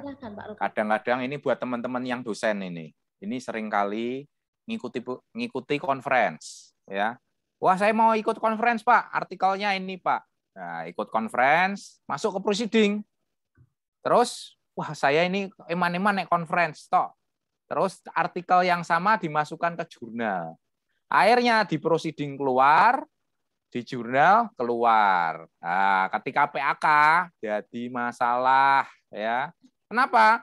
Loh ini kok terbitnya double publication ada di sini. Ingat sekarang proceeding rata-rata kan ada secara online kan. Pak, tapi ini Pak, saya cuma abstraknya aja, Pak. Abstraknya tok, Pak ini. Tapi ingat, ada similarity. Similarity-nya ngeblok di abstrak semua, ya. Karena abstraknya di jurnal, di proceeding tersebut juga sama persis sama yang di jurnal, akhirnya ngeblok. Kalau ngeblok, Pak ini tapi kurang dari 25%, Pak. Nggak apa-apa toh, Pak. Nggak bisa. Namanya plagiarisme berat, plagiasi berat, ya. Selama itu ngeblok, ya. Jadi 200 kata itu ngeblok, itu plagiasi berat. Maka bermasalah ketika PAK. Ini buat Bapak Ibu yang dosen ya. Saya kata ini karena banyak celah di situ, banyak masalah di situ. Saya itu seringkali melihat banyak hal ya. Jadi saya tahu hati-hati ya. Kalau mau untuk Pak ini mau untuk Gubes Pak, terutama untuk Gubes Pak ini untuk LK Pak. Sudah jangan main-main. Punya artikel ya langsung jurnal, nggak perlu proceeding-proceedingan ya. Seperti itu. Ini hanya untuk main aman Bapak Ibu supaya jangan sampai ada masalah. Artikel itu kita bikinnya dengan susah payah. Waktu, jerih payah, keringat, tenaga, pikiran. Tiba-tiba nggak bisa dinilai. Eman-eman. Ya. Ini sekali lagi buat Bapak Ibu yang dosen. Ya. Mungkin itu tambahannya. Oke, siap Pak Rob. Jadi kalau kita bisa tembus yang levelnya lebih tinggi, kenapa tidak Pak ya? Gitu ya? Ya, betul. Oke. Nah, silakan teman-teman. Mungkin pertanyaan yang lain. Jadi selama kurang lebih 40 menit ke depan, teman-teman, kita buka sesi Q&A ini. Oke, berikutnya dari Mbak Rakel Pasca Kurniawati. Ini juga mahasiswa MM. Pertanyaan kepada Bapak Nur dan Pak Robi. Untuk jurnal internasional sekelas Emerald, biasanya reviewnya berapa orang ya Pak? Nah, ini Pak Nur aja yang pernah di Emerald. Monggo Pak Nur. Ya, baik Pak Robi ya dan Bu Maria ya. Kalau saya di Emerald itu reviewernya 3 orang. Dan unik sekali ya. Jadi 3 orang, ini yang 2 ini mereject langsung. Reject, dan yang 1 ini mayor revision ya. Kemudian apa yang terjadi ya di dashboard sistemnya itu editor itu kemudian ada salah satu reviewer menyampaikan tergantung editornya ya. Kemudian editor masih memberikan waktu ya, masih memberikan kesempatan ya pada penulis untuk merevisi semua saran dari reviewer ya. Bapak teman-teman bisa bayangkan ya. Jadi 3 reviewer totalnya itu ada sekitar 14 sampai 16 halaman ya. Itu saya kerjakan revisi sampai 3 sampai 4 bulan ya. Dirasakan ya, apa komentarnya dirasakan, semakin dirasakan semakin stres juga ya. Jadi itulah di Emerald ya, di kuartil 2 ya itu. Kemudian setelah itu ya saya revisi lagi ya. Kemudian setelah direvisi saya submit ya. Kemudian sekitar 3 atau 4 bulan sudah direview. Hasilnya itu yang 2 reviewer tadi itu menyatakan mayor revision ya. Yang 1 accepted ya.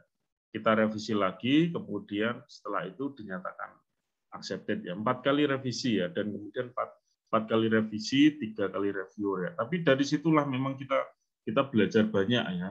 Belajar banyak sekali ya dari apa kemudian yang disampaikan oleh para reviewer ya, termasuk riset gap-nya ya, kemudian kontribusi dalam contribution of body knowledge-nya itu apa ya, kemudian suggestion-nya itu apa ya. Ya memang seperti itu ya.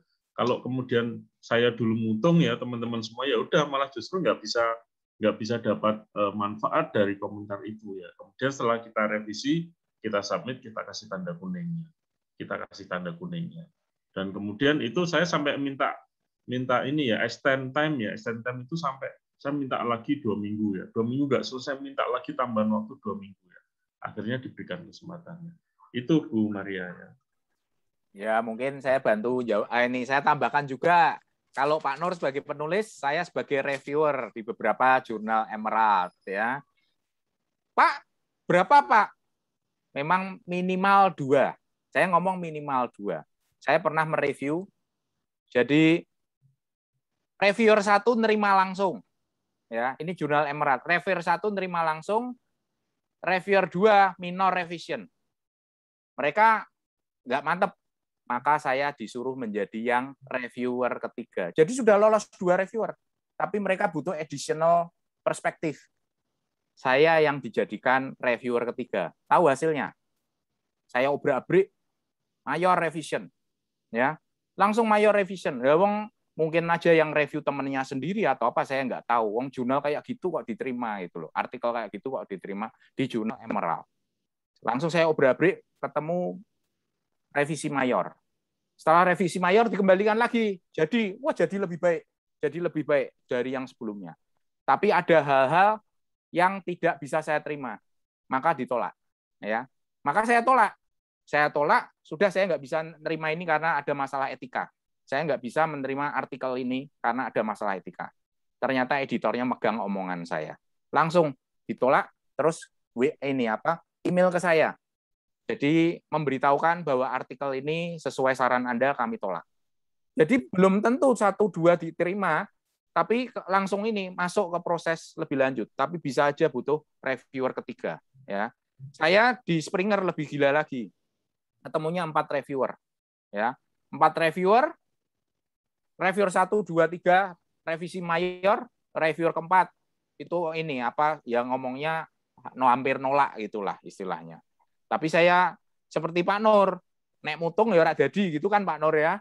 Iya, kalau mutung nggak jadi ya istilahnya ya untunglah saya terbiasa ditolak-tolak. Jadi Bapak Ibu sekalian brosis, kalau ditolak jurnal itu aja mutung ya. Kenapa? Ya isinya ditolak dan ditolak seperti kita marketing. Kita jadi sales kalau nggak mau ditolak ya jangan jadi sales. Kalau nulis jurnal nggak mau ditolak ya jangan nulis jurnal seperti itu. Ya isinya ditolak, isinya pasti akan seperti itu. Komentar-komentar pedas itu biasa. Bagaimana kita mensikapi itulah yang membuat saya sama Pak Nur bisa terbit dan tentunya Bu Maria Riorita juga punya banyak jurnal juga terbit karena sudah melalui proses tersebut. Nah, buat mahasiswa Pak kok angel men Pak, kok bimbingan sama Pak Robi kok susah men toh kayak ngadepi kuntilanak aja gitu. Ngomongnya gitu kadang-kadang ya. Tapi itu untuk kebaikan mahasiswa. Hasilnya apa?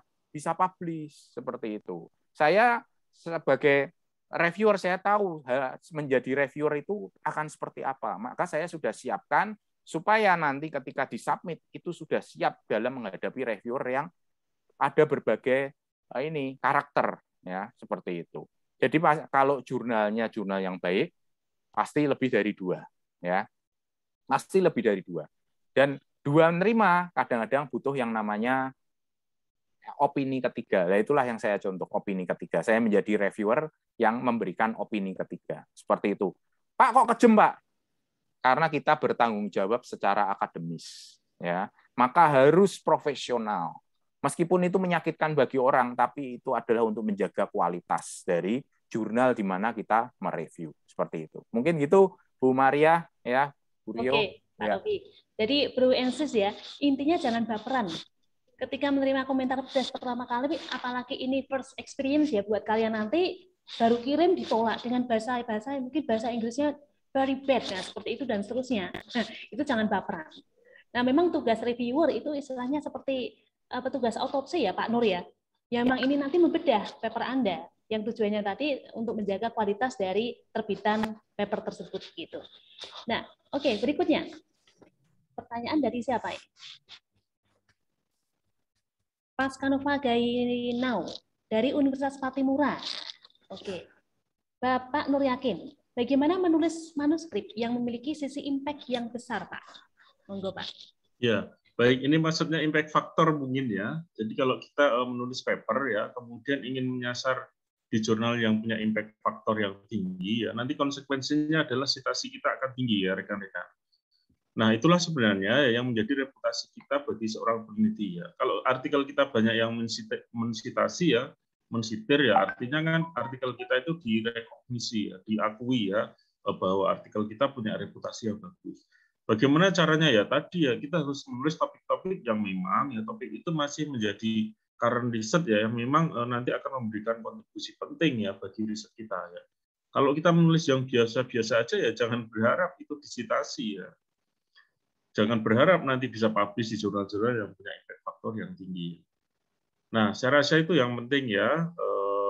Kalau kita ingin mempublikasikan atau menghasilkan karya yang punya impact factor yang tinggi.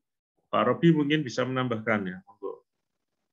Ya, jadi kalau kita pengen jurnal kita berdampak, ya pastikan itu ada kebaruan. Nah, kebaruannya apa? Ya, memberikan kontribusi pada yang sudah ada. Nah, dan riset gap-nya jelas, lalu bagaimana mengatasi riset gap itu ada.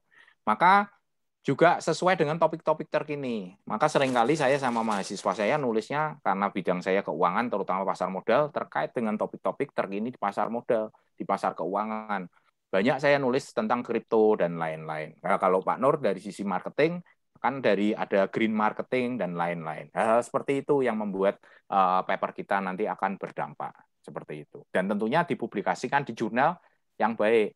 Pak, saya mau nulis faktor-faktor yang mempengaruhi return saham. Wis dijamin itu ya, ditolak ya. Kayak judulnya saja langsung ditolak.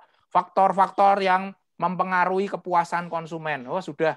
Ya, itu baru lihat di OJS-nya aja langsung di-decline itu. Ya, seperti itu. Ya, tentunya pastikan judul itu menarik dan artikel itu memang dibuat dengan serius dan baik. Itu. Mungkin gitu aja, Bu Rio. Oke, siap Pak. Ya, teman-teman, tidak terasa ini sesi pertama Q&A selesai ya. Kita akan lanjut saja langsung sesi kedua. Kita akan buka beberapa pertanyaan. Silahkan ditampilkan.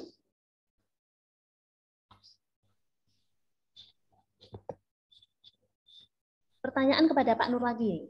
Nah, ketika kita menemukan topik riset, lebih baik langsung mulai nulis atau kita cari literatur review yang sesuai dengan topik yang ingin kita tulis. Nah, ini pertanyaan dari Permata. Moga Pak Nur.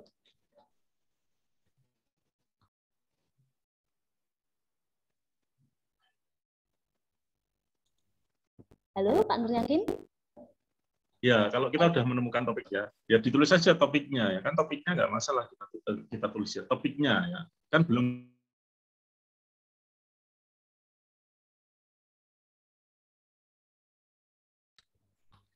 Sepertinya kendala teknis ini. Halo, Pak Nur?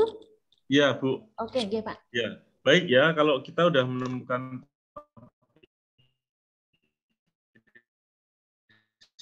ya kita tulis topiknya aja ya.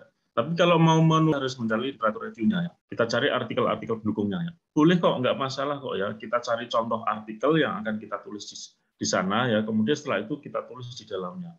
Itu bukan plagiasi ya. Plagiasi itu kalau kita mengambil bagian dari artikel itu kemudian kita tempel menjadi bagian kita ya. Kemudian sehingga itu menjadi kita sebut sebagai plagiarisme ya. Kemiripannya itu sama persis dengan yang kita adopsi ya, yang kita jadikan sumber rujukannya ya. Nah itu ya, kemudian setelah topik itu kemudian kita tulis, baru kita cari ya referensi ya pendukung ya, kemudian kemudian kita melakukan apa ya, melakukan yang kita sebut sebagai replikasi ya, atau pengembangan dari replikasi itu ya, sehingga itu menjadi topik atau ide penelitian kita ya. Jadi teman-teman nggak usah khawatir ya. Saya dan Pak Robi ya itu menulis itu dulu ya nggak tahu ya, tapi karena membaca ya banyak kemudian mendownload artikel, kemudian ternyata riset-riset itu sangat menarik, sangat bagus sekali ya. Kemudian sehingga kita bisa menulis seperti ini rekan-rekan mahasiswa ya. Jadi kalau misalnya kita menulis murni dari ide kita ya kayaknya berat ya. Bahkan ya kemudian ide atau kemudian bagian kita yang di riset itu nanti tidak bisa memunculkan sebuah kebaruan ya, yang kemudian nanti tidak bisa memberikan kontribusi penting ya dalam riset yang kita geluti. Itu kira-kira Bu Maria. Terima kasih. Oke, siap Pak. Pertanyaan berikutnya, silahkan ditampilkan. Karena cukup banyak pertanyaan Bapak Ibu. Nah, pertanyaan dari Pak Ignatius Aryono dari Universitas Sanata Dharma Yogyakarta. Nah, ditujukan kepada dua narasumber kita. Sejauh mana kita dapat membuat riset yang arahnya kontroversial, gitu ya. Dan sejauh mana Pak Nur dan Pak Robi, apakah pernah menulis artikel riset yang kontroversial dari sisi isi? Silahkan, mungkin Pak Robi dulu. Ya, terima kasih Pak Aryono. Jadi saya pernah membuat artikel yang kontroversial, yaitu tentang Jumat Kliwon. Pengaruh Jumat Kliwon terhadap return saham. Ya, kontroversial banget. Loh Pak, logikanya dari mana? Ya, logikanya dari wong di negara barat itu ada Friday the 13th. Ada angka 4 itu angka sial, terus ada banyak hal-hal yang terkait sama inilah kearifan lokal di sana. Nah, kita punya, kenapa nggak pernah ada yang nulis? Nah, saya menulis hal tersebut. Pak, kontroversialnya di mana? Ya, ini kan mengkaitkan seakan-akan tahayul, padahal enggak. Wong itu kearifan lokal berdasarkan namanya local wisdom ya. Dan itu wisdomnya luar biasa sekali. Maka ketika saya membuat artikel tersebut, kemudian saya submit ke Inggris, ditolak. Inggris nggak tahu Jumat Kliwon. Nah, terus bagaimana saya mensiasatinya? Saya coba dia ke Indonesia aja, saya kirim submit ke UGM dah, ke Agama IJB. Masuk, diterima. Ya tentunya dengan revisi mayor ya. Artikelnya menarik, jadi dari kebaruannya tidak ada yang melawan. Kebaruannya dinilai 9. Tapi teorinya 5. Kenapa? Gimana cari teori Jumat Kliwon? Ya kan susah kan? Teori Jumat Kliwon dari mana? Saya explore, terus seperti tadi yang dinyatakan Pak Nur, kita harus banyak membaca. Saya berusaha mengeksplor, ini apa ini ya teorinya ya? Oh ternyata behavioral finance. Terus apalagi Jumat Kliwon itu dapatnya apa? Kenapa kok bisa Jumat Kliwon itu dianggap seperti angker, itu hanya untuk menakuti anak-anak. Sebenarnya itu local wisdom-nya sangat luar biasa. Jumat itu hari pertama, Kliwon itu hari pertama. Di hari yang pertama dalam minggu dalam minggu yang ada, mengapa kita tidak beribadah? Logikanya seperti itu. Jadi jangan keluyuran, tapi dibuat ibadah seperti itu. Akhirnya saya temu, Pak, nemunya itu di mana, Pak? Tahu nggak nemunya di universitas di Australia? Ya, saya nemu pustakanya itu dari dari repositori universitas di Australia. Bayangin, mereka bisa sampai seperti itu ya. Dan saya gunakan terus saya ini revisi berdasarkan teori yang saya dapat, pustaka yang saya dapat, maka reviewernya balesi lagi. Semakin saya membaca artikel Anda, semakin saya menarik. Nah, terus berarti kan artikel saya potensi diterima ini ya. Maka tapi tetap ada hal-hal yang harus direvisi lagi. Ya sudah saya revisi, tapi kontroversial di sini ini tentunya anti mainstream ya, anti mainstream itu. Ya saya anti mainstreamnya di mana ya? Jumat Kliwon itu ya. Itu nggak ada tahunya kan malam Jumat Kliwon itu filmnya Susana ya kan. Seperti itu buat Bapak Ibu yang seangkatan saya pasti tahu yang namanya Susana, bintang film zaman dulu. Kontroversinya artinya anti mainstream lah. Anti mainstream itu otomatis harus ada justifikasi yang sangat kuat. Nah, justifikasi saya mengambil dari kearifan lokal dan mengambil dari justifikasi jurnal-jurnal terkait yang sudah ada. Ya. Banyak artikel kontroversial itu banyak, tapi tentu kontroversial yang secara ilmiah dalam hal ini anti mainstream. Itu. Kalau kontroversial nggak ada juntrungannya ya jangan. Yang penting kontroversial tapi diterbitkan di jurnal yang benar-benar baik.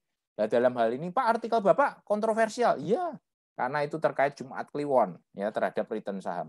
Maka saya harus menerbitkan di jurnal yang baik supaya benar-benar lolos dan itu layak secara akademis. Mungkin demikian Pak Aryono. Mungkin Pak Nur Yakin bisa menambahkan, silakan. Oke, terima kasih. Saya menambahkan Pak Aryono ya. Jadi memang kita itu memang harus berani membuat sebuah riset itu yang arahnya memang kontroversial ya. Bahkan ya beberapa riset saya itu mengcounter ya, kemudian tidak setuju ya pada riset sebelumnya itu yang menyatakan jejaring itu penting ya. Tapi justru saya malah membuat kontroversi, enggak, jejaring itu enggak penting ya. Kemudian saya eksplor di dalamnya ya yang studi-studi yang mengatakan bahwa beberapa studi empiris itu memang menemukan jejaring itu enggak penting ya. Nah kemudian disitulah ya antara posisi networking jejaring itu penting dan networking jejaring itu nggak penting, kemudian posisi saya ini di mana ya? Apakah position paper saya itu mengarah ke yang jejaring penting atau jejaring yang tidak penting? Malah justru saya sebaliknya ya, bahwa jejaring ini nggak penting. Kemudian setelah saya uji ya ternyata betul ya, jejaring ini tidak penting ya dalam temuan riset saya ketika ya. Nah, di situ kan tidak selesai ya tadi ya. Riset yang tidak selesai, tidak tuntas itu kemudian kehadiran kita itu menjawab ya, membuktikan empiris ketuntasan riset itu ya. Jejaring itu tidak penting ketika ya perusahaan itu punya relasi ya, yang kemudian relasinya dengan perusahaan lain itu yang bersifat itu coercive power ya, yang memaksa ya. Jadi kamu berhubungan, kamu punya networking dengan perusahaan saya, tapi saya bisa memaksa perusahaan Anda, bisa mendikte ya perusahaan Anda untuk melakukan ini itu ya. Maka kemudian disitulah kemudian ya hasil riset saya bahwa jejaring itu tidak penting ya, karena kemudian mereka akan menekan macam-macam ya, menekan permintaan kualitas produknya, yang menekan biayanya, menekan yang lainnya, yang kemudian di situ kemudian kita mengcounter dari arah penelitian itu. Nah, kadang-kadang kita harus seperti itu, Pak, dan itu kita harus betul-betul menulis dengan kuat ya pernyataan itu, bahwa networking itu ternyata tidak penting ya. Nah, disitulah kemudian ya di introduction kita cantumkan, sehingga kemudian editor ini begitu membaca sekilas ya, kemudian langsung lolos screening ya, sehingga nanti kemudian akan dicarikan review untuk mereview naskah kita. Itu kemudian jawaban dari kami, Pak Aryo. Kembalikan ke Bu Maria, silahkan Bu. Baik, terima kasih untuk tanggapannya. Jadi mungkin tipsnya ya Pak, supaya bisa kita berani menawarkan sesuatu yang kontroversial, berani gitu. Salah satunya kita harus punya kulaan jurnal banyak ya Pak ya, baca iya, buku, betul ya. banyak, ya. Kulaan jurnal banyaklah nanti yang kemudian kita menjawab, oh studinya ini loh tidak penting, studinya ini tidak penting. Nah, saya berani memposisikan pada studinya ini. Kira-kira seperti itu. Jadi kalau mahasiswa magister gitu Pak ya, diminta baca untuk buat bab 1, minimal 50 jurnal tuh nggak harus ngeluh Pak ya, harusnya ya Pak. Oh itu ya, sedikit itu, sedikit iya. 50 sedikit, itu. kan ya. tidak usah dibaca semua kan Bu, Iya, hanya dibaca betul. apanya sekilas aja kan ya. Iya. Sekilas ditempel gitu. Ya. Oke, nah berikutnya. Pertanyaan dari Paul Gian. Nah, ini bimbingannya Pak Robi nih, ditujukan kepada pembimbingnya gitu. Apakah dalam abstrak perlu secara eksplisit disampaikan pada bagian tertentu terkait originalitas penelitian kita, atau dapat diselipkan pada tujuan, method, result, atau implikasi? Monggo, Pak. Ya, oke, terima kasih. Jadi kalau memang kita submitnya di Emerald, ini bisa disisipkan di originality yang tadi di bagian yang harus ada di dalam abstrak Emerald itu. Tapi kalau misalnya ini abstrak secara umum ya ditampilkan saja, nggak ini apa, tapi secara ringkas ya, secara ringkas, karena ingat kita punya batasan biasanya 150 kata itu. Ya sepanjang itu memungkinkan ya ditambahkan aja, nggak masalah. Jadi apakah dari sisi metodenya itu yang baru ataupun ada hal yang baru itu bisa disampaikan mungkin di tujuan ya. Karena kan yang satu purpose-nya apa mungkin bisa dimasukkan ke situ ya. Jadi intinya bisa dimasukkan, dan itu tergantung kebaruannya di yang mana. Kalau di metode ya berarti nanti disinggung di metode. Kemudian kalau memang Pak ini kalau saya masukkan terlalu banyak gimana, ya sudah ya, nanti kan yang penting implikasinya apa, bagaimana 150 itu tetap 150 tidak bertambah dan tidak ditolak gara-gara abstraknya berlebih itu. Ya tetap mengikuti author guide yang ada, namun kalau memang memungkinkan itu bisa ditambah. Jawaban saya seperti itu aja. Ya. Baik, itu Bu Maria Riolita. Ya. Oke, siap Pak. Pertanyaan berikutnya, dan nanti di ending sesi Q&A ini Pak Robi dan Pak Nur bisa memilih 2 penanya ya. Yang pertanyaannya kontroversial seperti itu. Iya. Oke. Mbak Rakel lagi. Nah, kami mengundang dari peserta luar UKSW loh ya. Silakan berpartisipasi. Kali ini pertanyaan ditujukan ke Pak Robi. Kalau di jurnal internasional bereputasi, ada istilah memiliki faktor dampak. Ini tadi sudah ya Pak ya? Atau impact factor? Impact factor itu, ya impact factor. Ya.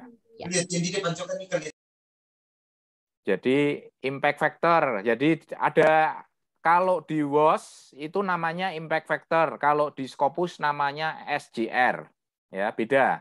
SJR makin tinggi maka makin tinggi faktor dampaknya. Dan tentunya kalau di WOS itu artinya misalnya Pak, saya lihat ada jurnal impact factor-nya 1.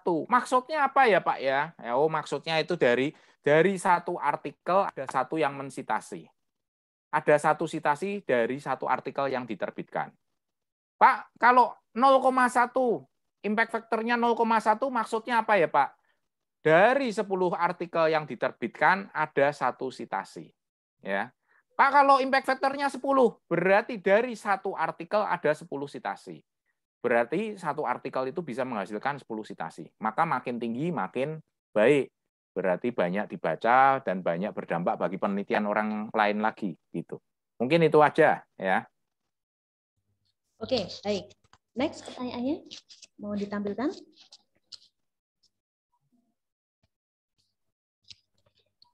Nah, kali ini dari Mas Surya Yuli Purwarianto. Jadi ini mahasiswa kelas profesional, nggih. Pertanyaan kepada Pak Nur Yakin. Nah, biasanya Pak Nur itu kalau publish ya, membuat karya tulis ini butuh berapa waktu, Pak? Berapa lama gitu? Nah, ini pertanyaannya ini yang ini ya, yang apa namanya? Ya, kalau berapa lama ini tergantung mood kita juga, Pak ya. Kadang kalau kita sedang tune in itu ya, sedang tune in ya, tidak mengurus pekerjaan yang lain ya, itu dua hari itu bisa selesai, betul bisa selesai. Nulis introduction itu bisa cepat 2 jam cukup ya, itu sudah termasuk kita memanfaatkan software Mendeley atau EndNote ya, atau kemudian kita itu sudah kemudian screening beberapa artikel ya, kemudian 2 hari 3 hari bisa selesai ya Pak, bisa full sampai olah datanya ya, kalau misalnya itu dari hasil hibah yang memang kita betul-betul fokus ya. Tapi kalau kemudian kita nggak fokus lama juga, Pak. Kadang-kadang nulis introduction itu bisa 1, 2, 3 minggu ya, yang memang membutuhkan apa koherensi ya, upaya untuk menulis kata demi kata ya, kalimat demi kalimat ya. Kemudian kita harus mensmoothingkan ya, kemudian mengecek apakah referensi yang kita rujuk itu memang seperti itu ya, seperti itu apa yang dikatakan dalam artikel itu ya. Dan kemudian apakah nanti kemudian kita memplagiasi atau kemudian punya kemiripan dengan artikel itu ya. Nah, jadi relatif Pak ya. Jadi kalau misal ya kalau boleh kita sebut kalau suasana hati kita ingin menulis paper ya bisa cepat selesai. Tapi kalau enggak ya udah nggak bisa cepat selesai. Apalagi tadi seperti Pak Robi yang disampaikan ya. Kalau udah mengurus yang lainnya ya baik itu di universitas atau di prodi ya susah tentu ya. Nah itu kira-kira ya Pak Surya Yuli Purwarianto ya. Turun Bu Maria. Ya, terima kasih. Jadi Mas Suryani kan juga apa ya, wartawan dari suatu Suara Merdeka ya, media massa gitu. Jadi mungkin ada momennya ya Mas ya. Mas Surya juga mungkin mengalami seperti itu. Ada momennya ketika kita ini itu menulis ya lancar saja. Tapi detailnya ketika mentok mungkin lagi bete gitu ya itu bisa mempengaruhi gitu. Nah, dituntut di sini memang ada budaya menulis dari mahasiswa maupun para dosen. Sehingga yang paling berat itu sepertinya kan mengawali menulis kata pertama itu Pak ya. Kalau memang belum zoom in ya ini seret itu. Mau ngetik apa juga susah. Oke, next pertanyaan berikutnya.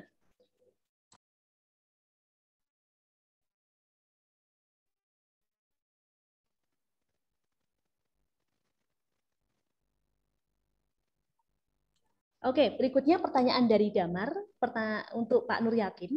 Apakah jurnal dengan judul yang searchable dan yang biasanya tersedia di halaman awal search engine, apakah sudah menunjukkan kalau jurnal itu bereputasi, Pak? Silakan, Pak. Baik ya, belum tentu ya. Jadi searchable misalnya pengaruh inovasi pada ini ya. Searchable itu mudah sekali dicari ya. Mudah sekali kemudian kita menggunakan keyword itu. Kemudian itu tidak bisa menunjukkan jurnal itu bereputasi ya. Jadi kalau kita ingin melihat jurnal itu bereputasi ya dilihat dari indeksnya ya. Yang kemudian secara internasional ya dan kemudian secara nasional indeks bereputasi ini yang kemudian banyak diakui ini 2 ya. Tadi ya diindeks oleh Scopus ataupun oleh WAS ataupun Thomson ya. Sekarang namanya berubah jadi Clarivate Analytics ya. 2 ini. Nah, kalau saya punya artikel judulnya menarik ya, saya publish di jurnal itu diindeks oleh 2 itu ya. Berarti ya artikel itu masuk dalam kategori bereputasi ya. Tapi tidak semua jurnal yang masuk di indeks Scopus itu ya memang menunjukkan semuanya bereputasi. Enggak ya, kadang-kadang juga kemudian itu malah justru menunjukkan jurnal yang tidak bereputasi juga ya. Jadi sekarang perilaku orang-orang yang kemudian kita menyebutnya sebagai 3 negara ya, India, Pakistan ya, IPB ya, India, Pakistan dan Bangladesh ya. Ini yang kemudian sering disebut itu mereka sering apa ya? Kalau sekarang mengcloning jurnal ya, jurnal ini masuk indeks tapi di cloning ya. Belakangnya itu webnya itu diarahkan ke lain ya. Kemudian setelah kita cek ternyata ISSN-nya beda ya. Sehingga jurnal ini setelah publish memang nggak masuk 2 indeks tadi ya, karena ya itu di cloning jurnalnya itu ya. Jadi itu ya tidak menimbul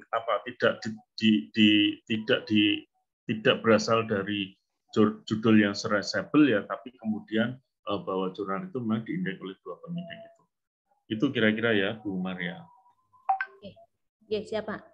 Nah, pertanyaan berikutnya, ini sambil menunggu, saya bacakan dari Ima Kristiana, Universitas Sanata Dharma. Nah, ini pertanyaan ditujukan kepada Pak Robi. Menurut Bapak, topik-topik apa saja di bidang manajemen keuangan yang masih relevan sampai 5 tahun ke depan, Pak? Yang masih laku apa ini, Pak? Kira-kira? Oh ya, yang laku ya tentunya pertama, yang menggunakan metode yang advance, sophisticated.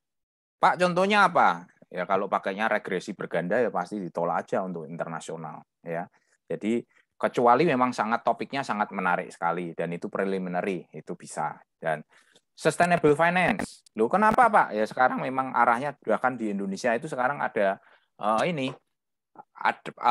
OJK itu membuat POJK yang mensyaratkan perusahaan membuat laporan ini berkelanjutan, sustainability report. Dan itu banyak sekali yang ada di situ, misalnya emisi karbon, penghematan energi ya. Di penelitian-penelitian itu di negara-negara berkembang itu masih potensi untuk dilakukan. Dan saya seringkali melihat dengan menggunakan data yang emisi gas rumah kaca, kemudian dikaitkan dengan pertumbuhan perusahaan maupun dari sisi nilai perusahaan, itu aja bisa masuk ke Q2, ya, Scopus Q2. Terus jangan lupa, jangan hanya berkutat di emiten, jangan hanya berkutat di corporate finance. Jadi pengaruh, misalnya pengaruh tata kelola dengan CSR sebagai variabel mediator terhadap nilai perusahaan itu sudah sangat banyak sekali, ya. Kadang-kadang kita kan masih terjebak di topik-topik seperti itu. Coba keluar dari kotak. Sekarang ada kripto, ada crypto hedge fund. Nah, saya banyak sekali nulis tentang kripto, ya, karena ini aset-aset yang masih dipertanyakan dan ini menimbulkan kontroversi. Itu saya yakin sampai 5 tahun ke depan itu nanti akan luar biasa. Kripto itu pakai teknologi blockchain, di mana teknologi itu sebenarnya teknologi yang sangat baik sekali. Dan ke depan teknologi blockchain itu akan digunakan bisa jadi juga diadopsi di pasar saham. Jangan lupa, saya sebagai pelaku pasar modal juga seringkali mengikuti aturan ini, update-update dari bursa. Pak, ada yang namanya herding, Pak. Nah, herding di bursa itu biasanya Pak dilakukan dengan apa? Dengan melihat kode broker. Ya. Nah, sekarang ini nanti Desember kode broker hilang. Maka potensi herding akan susah, investor tidak akan susah mengikuti yang namanya ilmu bandarmologi. Ya, kan ada ilmu bandarmologi segala kan. Akan susah mengikuti bandar. Itu nanti akan menimbulkan potensi-potensi penelitian yang luar biasa di Indonesia. Bahkan bisa aja kira-kira herding ketika kode broker masih ada dan herding ketika kode broker itu sudah hilang, kira-kira seperti apa? Ada nggak indikasi seperti itu? Jadi banyak sekali, ya.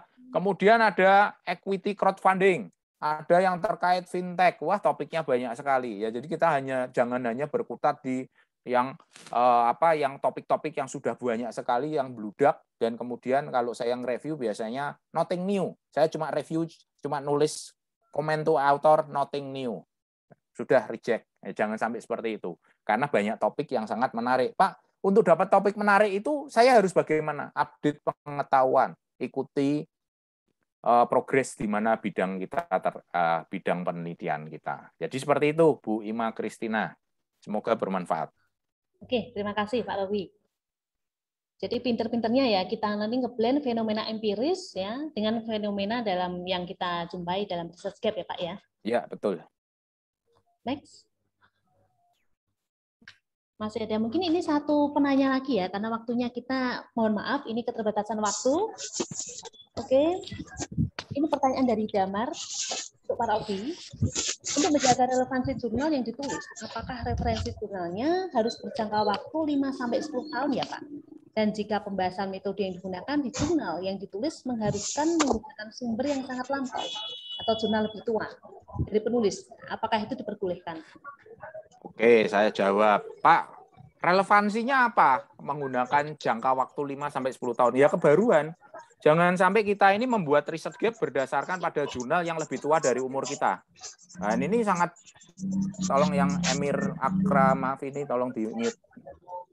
Saya mute aja ya. Oke, jadi kalau kita membuat riset gap, ya, membuat riset gap, tapi jurnalnya jurnal yang kuno sekali, maka kita akan misleading. Loh Pak, kok bisa Pak? kok bisa misleading? Lah karena mungkin aja sebenarnya itu sudah ada yang neliti, sudah ada yang mengatasi gap tersebut, tapi kita karena bacanya jurnal yang kuno, maka kita seakan-akan tidak melihat bahwa masalah itu, isu tersebut sudah diatasi. Jadi hal-hal kayak gitu ini yang harus kita, kenapa harus pakai yang baru? Jurnal internasional terutama yang sangat bereputasi tinggi mintanya 5 tahun maksimal. Kalau jurnalnya tua-tua enggak istilahnya kalau jurnalnya tua-tua dia malah nggak suka. Dan untuk metode, ya memang Pak kalau sampai terpaksa harus pakai jurnal yang lampau, kira-kira saya harus bagaimana Pak? Jurnal tersebut adalah jurnal yang, artikel tersebut adalah artikel yang menjadi dasar dari berbagai teori yang ada. Contohnya apa? Teori portofolio.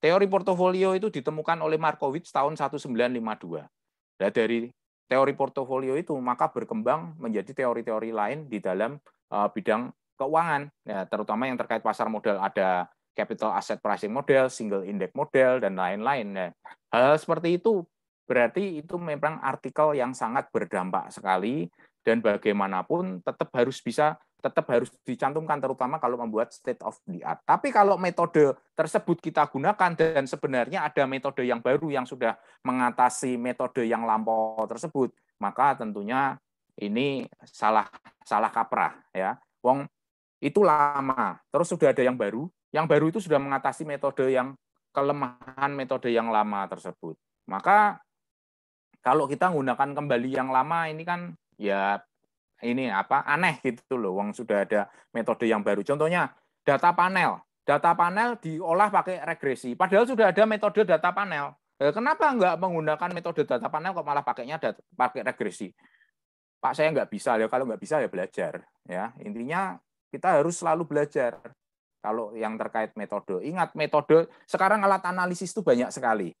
Ada SPSS, ya, ada EViews, ada Stata, ada MATLAB, banyak. Ada yang terkait structural equation modeling, ada AMOS, ada PLS, PLS, banyak sekali. Jadi semuanya kalau kita memang pengen berdampak, tentunya kita harus selalu update, ya, update jurnal, update artikel, update pengetahuan. Mungkin gitu untuk Damar. Ya. Silakan Bu Rio. Oke, ya. Terima kasih. Mungkin ada tambahan dari Pak Nur. Monggo Pak, singkat Pak. Masih cukup ya Bu? Cukup Pak. Oke. Baik. Nah, rekan-rekan semuanya, ini sayang sekali waktu yang harus memaksa kita untuk mengakhiri sesi Q&A ini. Nah, namun beberapa pertanyaan itu saya coba lihat sekilas, ada beberapa yang mungkin overlap ya dengan penanya sebelumnya, sehingga kami harapkan tanggapan dari para narasumber ini dapat menjadi ya menambah wawasan perspektif ya, bekal ketika nanti rekan-rekan akan mulai menulis artikel ilmiah ya, syukur-syukur nanti bisa tembus publish. Nah, mungkin saya remind juga, khusus untuk mahasiswa Prodi MM, FEB PSW, tadi benar, memang jalur kelulusan kita itu kami siapkan 2 opsi. Jadi opsi pertama adalah konvensional ya. Kenapa konvensional ya? Karena kami nanti akan izinkan mahasiswa ujian lisan ya, seperti ujian apa adanya lah ya, ada penguji nanti ditanya dan seterusnya. Nah, opsi kedua ini mungkin yang bagi alergi ujian ya. Ada seperti itu, silahkan Anda bisa pilih jalur publikasi. Yang dipublikasikan apa? Ya tentu saja TA Anda, tugas akhir Anda nanti. Selama mahasiswa bisa publish, minimal dapat LOA. LOA itu letter of acceptance. Jadi istilahnya seperti STIM ya. Ketika Anda sudah mendapat izin bahwa artikel Anda akan dipublish, nah serahkan ke prodi. Nah, nanti kami akan izinkan Anda tidak harus menempuh ujian akhir lisan. Dan sebagai reward-nya, penghargaannya kami siapkan nilai A gitu untuk Anda langsung untuk TA-nya. Namun sesuai dengan syarat dan ketentuan berlaku pastinya. Yaitu yang pertama, ketika TA Anda berhasil diterima dan nanti akan dipublikasikan ke jurnal tertentu. Jadi tidak sembarangan jurnal ya teman-teman. Untuk menyaring nanti kualitasnya dan dalam rangka ke depan kita mempertahankan status akreditasi unggul kita, maka yang berhak mendapat A tadi adalah yang bisa diterima di jurnal nasional terakreditasi Sinta 1 sampai 3. Nah, sementara 4, 5, 6 itu mohon maaf, itu nggak bisa kami setarakan dengan A dan Anda tetap harus ujian konvensional seperti itu. Yang kedua, kalau Anda prefernya ke jurnal yang internasional, ya silahkan saja. Tetapi dengan kagumnya ya, internasionalnya adalah non-predatory. Kami belum syaratkan seperti DIM, dokter ilmu manajemen harus fokus. Tapi minimal Anda bisa hindari jurnal predatory itu, Anda juga akan disetarakan dengan A. Seperti itu ya rekan-rekan semuanya. Nah, baik. Ini terima kasih sekali untuk paparan dari Dr. Nur Yakin dan Dr. Rubianto. Silakan teman-teman untuk memberikan reaksinya di kolom ini, kolom reaction ya. Sambil saya persilahkan mungkin 1-2 menit waktu ya untuk masing-masing Pak Robi dan Pak Nur memilih 2 penanya gitu. Sementara nanti saya juga akan pilih 2 penanya. Ini kami siapkan ya souvenir menarik ya bagi rekan-rekan yang tadi pertanyaannya outstanding gitu. Nah, monggo dari Pak Robi sudah menemukan kandidatnya sambil menunggu reaksi dari teman-teman. Saya tadi yang kontroversial saja, Pak Aryono ya. Oke. Ya. Selamat Terus untuk Pak Ignatius selamat untuk Pak Ignatius Aryono ya.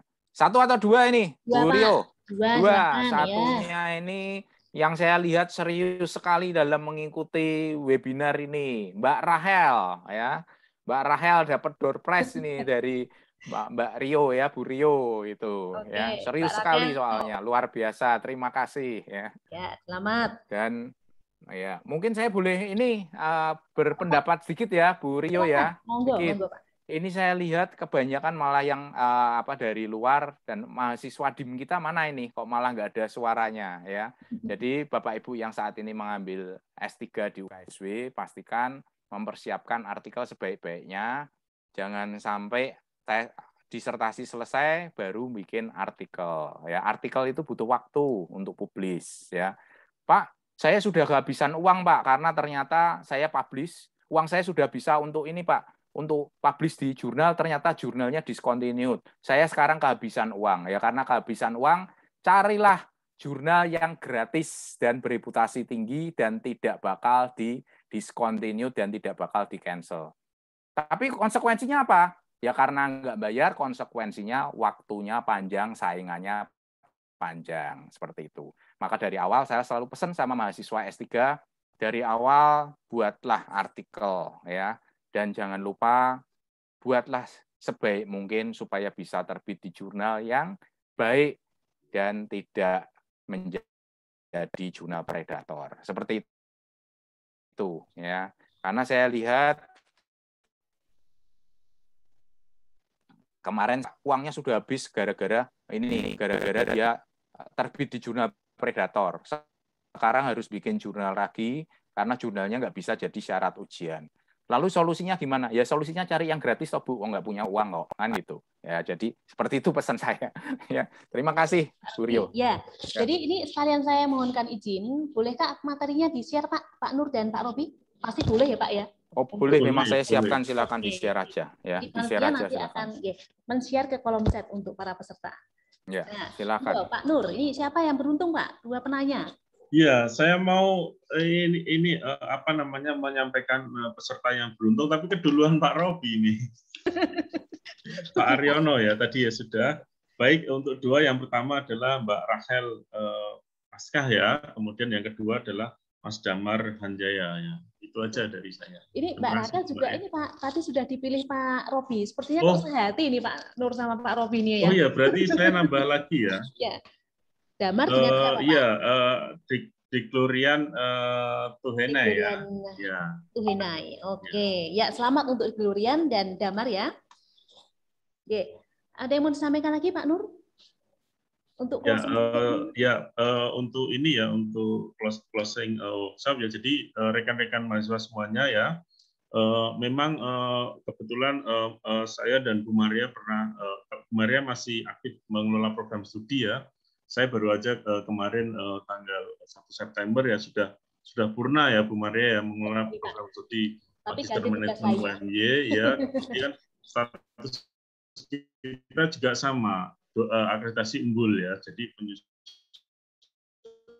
ISK dan kemudian syaratnya adalah publikasi. Memang publikasi ini berat bagi rekan-rekan mahasiswa, tapi itu memang sesuatu yang sangat penting ya sebagai kita sebagai mahasiswa memang untuk dalam hal rekognisi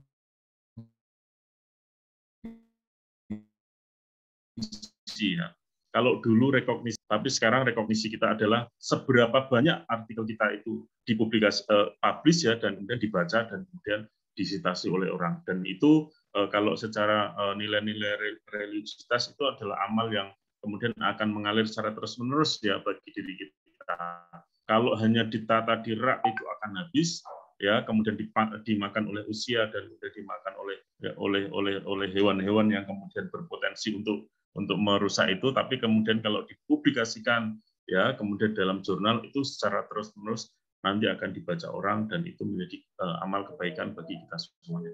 Itu dari saya closing-nya Bu Maria. Terima kasih. Pak. Jadi ini ilmunya berbagi ya Pak ya. Kalau kita berbagi kan kita nggak kekurangan, justru kita mendapat berlimpah pengetahuan pastinya. Oke, dan terakhir ini saya pilih 2 penanya. Yang pertama Mas Surya Yuli itu, kemudian Mbak Irma Kristiana. Nah, jadi untuk ke-6 penanya yang terpilih tadi mungkin bisa lebih lanjut akan dihubungi oleh Mbak Ira, sekretaris. Bagi yang di domisili di Salatiga mungkin bisa main ke kantor ya untuk mengambil door prize-nya. Sementara kalau di luar jangan khawatir, kita tetap akan kirimkan sampai ke rumah dengan selamat ya. Jadi nanti mohon bisa kontak ke Mbak Ira gitu. Nah, baik rekan-rekan, tidak terasa ini 2 jam ya. Ini kalau sebenarnya topiknya sangat menarik karena beberapa pertanyaan juga terus mengalir begitu. Nah, namun kita tetap harus terpaksa menutup ini acara yang menarik ini, teman-teman. Nah, kalau boleh saya berikan closing statement juga. Jadi ada beberapa poin, teman-teman. Jadi kalau kita bicara mengenai publikasi, ada dilema ya. Dilematis antara tuntutan publikasi, kemudian ada indikator tadi plagiasi dan etika publikasi seperti apa. Jadi dituntut ini sikap wise dari Sivitas Akademika supaya ya dituntut publikasi kita bisa penuhi tapi tetap terhindar dari hal-hal yang negatif seperti itu. Kemudian yang kedua adalah upaya untuk menumbuhkan budaya menulis supaya tidak canggung untuk menulis. Nah, karena tuntutan untuk publikasi ini tidak hanya dibebankan ke dosen, tetapi mahasiswa pun tadi sesuai Permendikbud itu ya, mahasiswa juga harus bisa publish. Jadi tidak sekedar nulis risetnya disimpan di lemari, bahkan dimakan rayap gitu ya tadi ya. Nah, sehingga itu bisa kita bagikan, diseminasi temuan itu ke masyarakat. Nah, lalu upayanya mungkin kita tidak hanya sebagai single alone fact actor ya. Jadi kita publish sendiri, nulis pusing-pusing sendiri, tetapi Anda bisa melakukan yang namanya joint research atau joint publication. Nah, beberapa ide riset itu ternyata dapat dilahirkan dari kolaborasi lintas bidang maupun disiplin ilmu. Nah, di sini dibutuhkan tidak hanya Anda kerja keras, tetapi juga kerja cerdas, teman-teman. Nah, yang terakhir, ini poin terakhir adalah kita mau publish atau perish, ya, publish or perish. Jadi pilihannya seperti itu. Nah, upayanya seperti apa ya? Tadi harus praktis. Karena praktis itu dapat membuat kita lebih kuat dalam menghadapi tadi ya komen-komen reviewer dan seterusnya. Jadi intinya practice makes you stronger. Nah, itu dari saya dan kita nanti akan bertemu kembali untuk forum yang sama. Semoga kita masih diizinkan ya bertemu seperti ini untuk pelaksanaan kick-off semester genap yang akan kami selenggarakan pada sekitar bulan Januari 2022 yang akan menandai diawalinya semester genap 2021-2022. Yang pastinya kita akan coba angkat lagi topik seminar lebih menarik. Entah kita mengundang praktisi maupun dari serial akademisi seperti ini. Nah, mungkin itu yang bisa saya sampaikan. Jangan lupa teman-teman untuk mengisi link presensi ya, supaya ini bukti kehadiran Anda bisa nanti sampai ke email teman-teman. Nah, mungkin itu saja dari saya.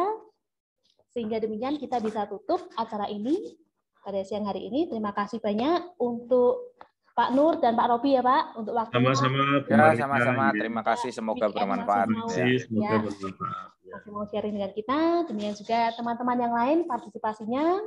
Ya, kita akan bertemu di lain waktu. Terima kasih. Selamat siang semuanya. Selamat siang, Bu Maria. Ya, selamat siang. Terima kasih. Terima kasih Bu Maria, Pak Rio, Pak Robi, Pak Nurianti. Thank you, Terima kasih semuanya. Terima kasih Pak Nur, terima kasih Pak Robi. Terima kasih Ibu Sehat selalu, Bu Maria. Maria. Kami sehat selalu. Dan berkati semuanya.